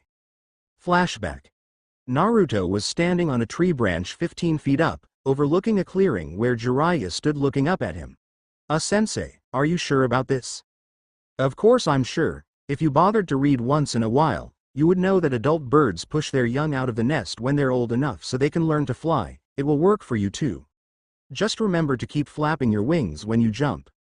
Okay. He was hesitant, but took a deep breath and took a running jump. It looked more like a dive than a jump, and it looked like he was going to faceplant for a second before he spread his wings to full length and the wind caught him, slowing his descent. He smiled at what he accomplished, but it was soon gone as he realized the ground was still coming up fast and started to panic. I'm going to die. Why did I let Ero Sennin talk me into this? Flap your wings, Gaki. Naruto's mind started working again and he threw his wings downward, pulling him out of the nosedive he had been in, but sending him soaring towards the tree line. On pure instinct, he turned his body and changed his course back the way he came. He heard clapping and laughter from Jiraiya, and started to smile again. Way to go, Gaki, you actually did it. I was expecting to have to dig you out a few times at least. Now get down here so we can get on with training. Sensei, we have a problem. What's that? I don't know how to get down. That's simple, you land. And how'd I land? Oh.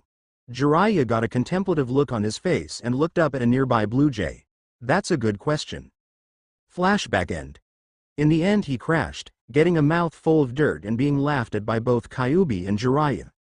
After a few weeks worth of practice, thanks to Cage Bunshin 2 days, he was finally able to land safely and taught Hinata to do the same. Shaking his head out of his memories, he looked down at Neji and smirked. A small black orb formed at his navel and he curled in on himself, even bring his wings close to his body which caused him to started dropping like a rock. In the stands, Hinata and Jiraiya shared a look when they saw Naruto flying upwards and Hinata turned to her father. "To-san, Imouto, you should turn off your Byakugan for this." "Why, Nei-san? What's he going to do?" "A jutsu he created that leaves even the Byakugan blind." Hiashi's eyes widened and he looked to Jiraiya. "Is that true?" "Mostly. It leaves almost everyone blind. Naruto can see as clear as day. Hinata can as well as long as her Byakugan is active. As I'm sure you are aware, with the Byakugan, you see chakra as something close to lights, and the more used the brighter it is. Well, what he uses a massive amount of chakra and envelops both himself and his opponent." "I see, but that doesn't explain why Hinata can see through it." "Well, I'm not sure how to explain it myself. During training Naruto used it on both of us. Since he figured he'd have to use it in this match, he asked Hinata to use her Byakugan. She agreed and used it knowing what she was supposed to see, but when she didn't she asked if he had used the jutsu yet. He had and they came to find me. After hearing what happened, I set up a test using flash tags. He got a heated glare from Hiashi. Only enough to blind for a few seconds a minute tops, but when the went off she could see fine despite the light they produced. She described what one of Naruto's clones was doing from 200 yards just after the flash. Jiraiya heard a few gasps and even a few screams and turned back to see Naruto falling. Here it comes. When Naruto got to be 5 feet from the ground, he threw all of his limbs outwards, and the orb expanded greatly. Once it touched the ground, it expanded and increased, until it most of the arena floor. As it expanded, Genma jumped up onto the wall and Neji, whose Byakugan was on, put his hands over his eyes as his dojutsu turned off out of reflex and screamed in pain. As soon as the dark dome stopped spreading, Naruto's voice rang out from seemingly everywhere at once at a conversational volume. "Yami no Senkusha." There was the sound of an impact and Neji grunted in pain. "You should surrender, I have the advantage here, I can see you cannot." "And what of the promise to make me pay? You barely touched me." "This jutsu alone is how I intend you to pay, to be at the mercy of someone else, like she was at the end of the preliminaries. I however do not want to hurt you, but I will if you do not admit defeat." "So even you admit she is weak to have been at my mercy. Fate decided I would win that match, just like it has this match." "I never said she was weak. You are faster, I'll give you that, however she isn't the same shy girl she was then, and she doesn't want to hurt you because you are family. She is a kind, caring person and for some reason, you seem to think that makes her weak. It is because of those things that I told you she is strong in a way you could never understand. I'll give you one last chance to surrender, and then I'll finish it." Right after Naruto started talking, Sakura shuddered, and Ino looked over at the pink-haired girl. "What's wrong with you, forehead? Your teammate's doing great." "The way he's talking, with his voice coming from everywhere like that, it reminds me of when our team run into Zabuza." "It should, he got the idea from it." Both girls turned to look at Hinata again, and saw she had her Byakugan on. Since he couldn't learn the jutsu Zabuza used, he replicated I using clones. Gaki may not be a genius in the classroom, but when it comes to thinking on the fly not many can compare. It's people like him that you want by your side when the shit hits the fan. At that moment both head Hiyashi thought the same thing. Probably runs in the family, on both sides. I will not surrender to some loser like you, Naruto sighed. Then I'll end it now. Kage Buki. Katana. There was the sound of running and then silence as the dome began to fade out. When it did, there were 5 Narutos around Neji. One was in front of Neji, with a pitch-black katana pointed at his throat, while 2 other held Neji's arms, and Anther 2 were halfway out of the ground each holding a leg. Genma dropped down from the wall and raised his arm into the air.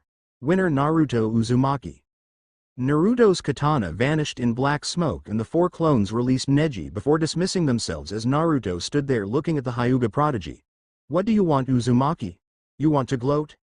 No, I want to say that just because you have that seal on your forehead doesn't make you any less human. It will take time, but with enough support, Hinata can change the Hyuga clan. You put a lot of faith in her. Naruto smiled wide. Of course I do. She has the ability and she's gaining the confidence to use it in leaps and bounds. I think I'm beginning to see why. Neji motioned to the crowd and Naruto took notice for the first time. They were all cheering and clapping. They headed for the stairs together and Neji stopped at the bottom. I don't have to go to the infirmary, correct? I wouldn't think so. The cuts were all pretty shallow, so the most you have to worry about is infection. Neji nodded and they started up the stairs heading for the stands. When a once again wingless Naruto and Neji got to the top of the stairs they found Hinata there to meet them, with Naruto's cloak over her arm and a small container in her hand. She handed the container to Neji. This ointment will help heal your wounds and will prevent infection, Neji ni-san. Neji bowed slightly. Thank you, Hinata-sama. I would also like to apologize for my behavior and actions. I know I don't deserve it, but I ask for your forgiveness. Hinata threw her arms around him in a hug. You didn't have to ask. I already forgave you, now let's forget it happened. Thank you, Hinata-sama. She smiled and let go of Neji to go over by Naruto. She gave him his cloak, which he threw over his arm and put the other around her when she kissed him on the cheek before leaning her head on his shoulder. Naruto raised an eyebrow when Neji bowed towards the door to his stands, but when he looked over there, he wasn't surprised when he saw Hiyashi. The clan head's lips were quirked up in a small smile. You both fought well. Though I would expect nothing less from my nephew and the young man I've allowed to date my Otome. Neji, when we return to the clan house, I would like to speak with you in private about an important matter. Yes, Hiyashi-sama. Good, now we should return to our seats, the next match is to begin soon. Hiyashi led the small group back out to where the non-participating rookies were seated. The girls awed when they saw how Naruto and Hinata were standing, though Tenten and Hanabi were doing so in their heads so as not to ruin their reputations. Jiraiya came up from behind them and roughed Naruto's already wild hair. Congrats, Gaki, you fought a good battle. Thanks, sensei. Everyone turned to the arena when the proctor spoke. The second match will be Sasuke Uchiha versus Gaara Sabaku. Will the participants please come down to the floor?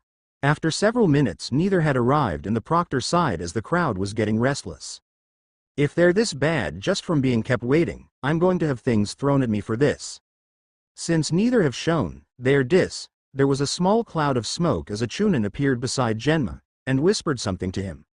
Genma sent a questioning look up at the cage box before turning back to the crowd. Ladies and gentlemen, because neither have shown up, this match will be pushed back to the end of the first round. So instead, the second match will be Shikamaru Nara versus Choji Akamichi. Will the participants please come down to the floor? Up in the viewing box, Choji and Shikamaru stood at the rail. This is such a drag, I don't want to fight Choji, he's been my best friend for years. Hey Shika, I know you don't want to do this, I don't either, but I think we should. Choji, just because we have to fight doesn't mean we can't still be friends when it's over. No matter who wins. No hard feeling, right? Shikamaru smiled and nodded. And please don't just let me win, I want you to try. Sure, Choji. Both started down the stairs with smiles on their faces. Of everyone in the group with Naruto,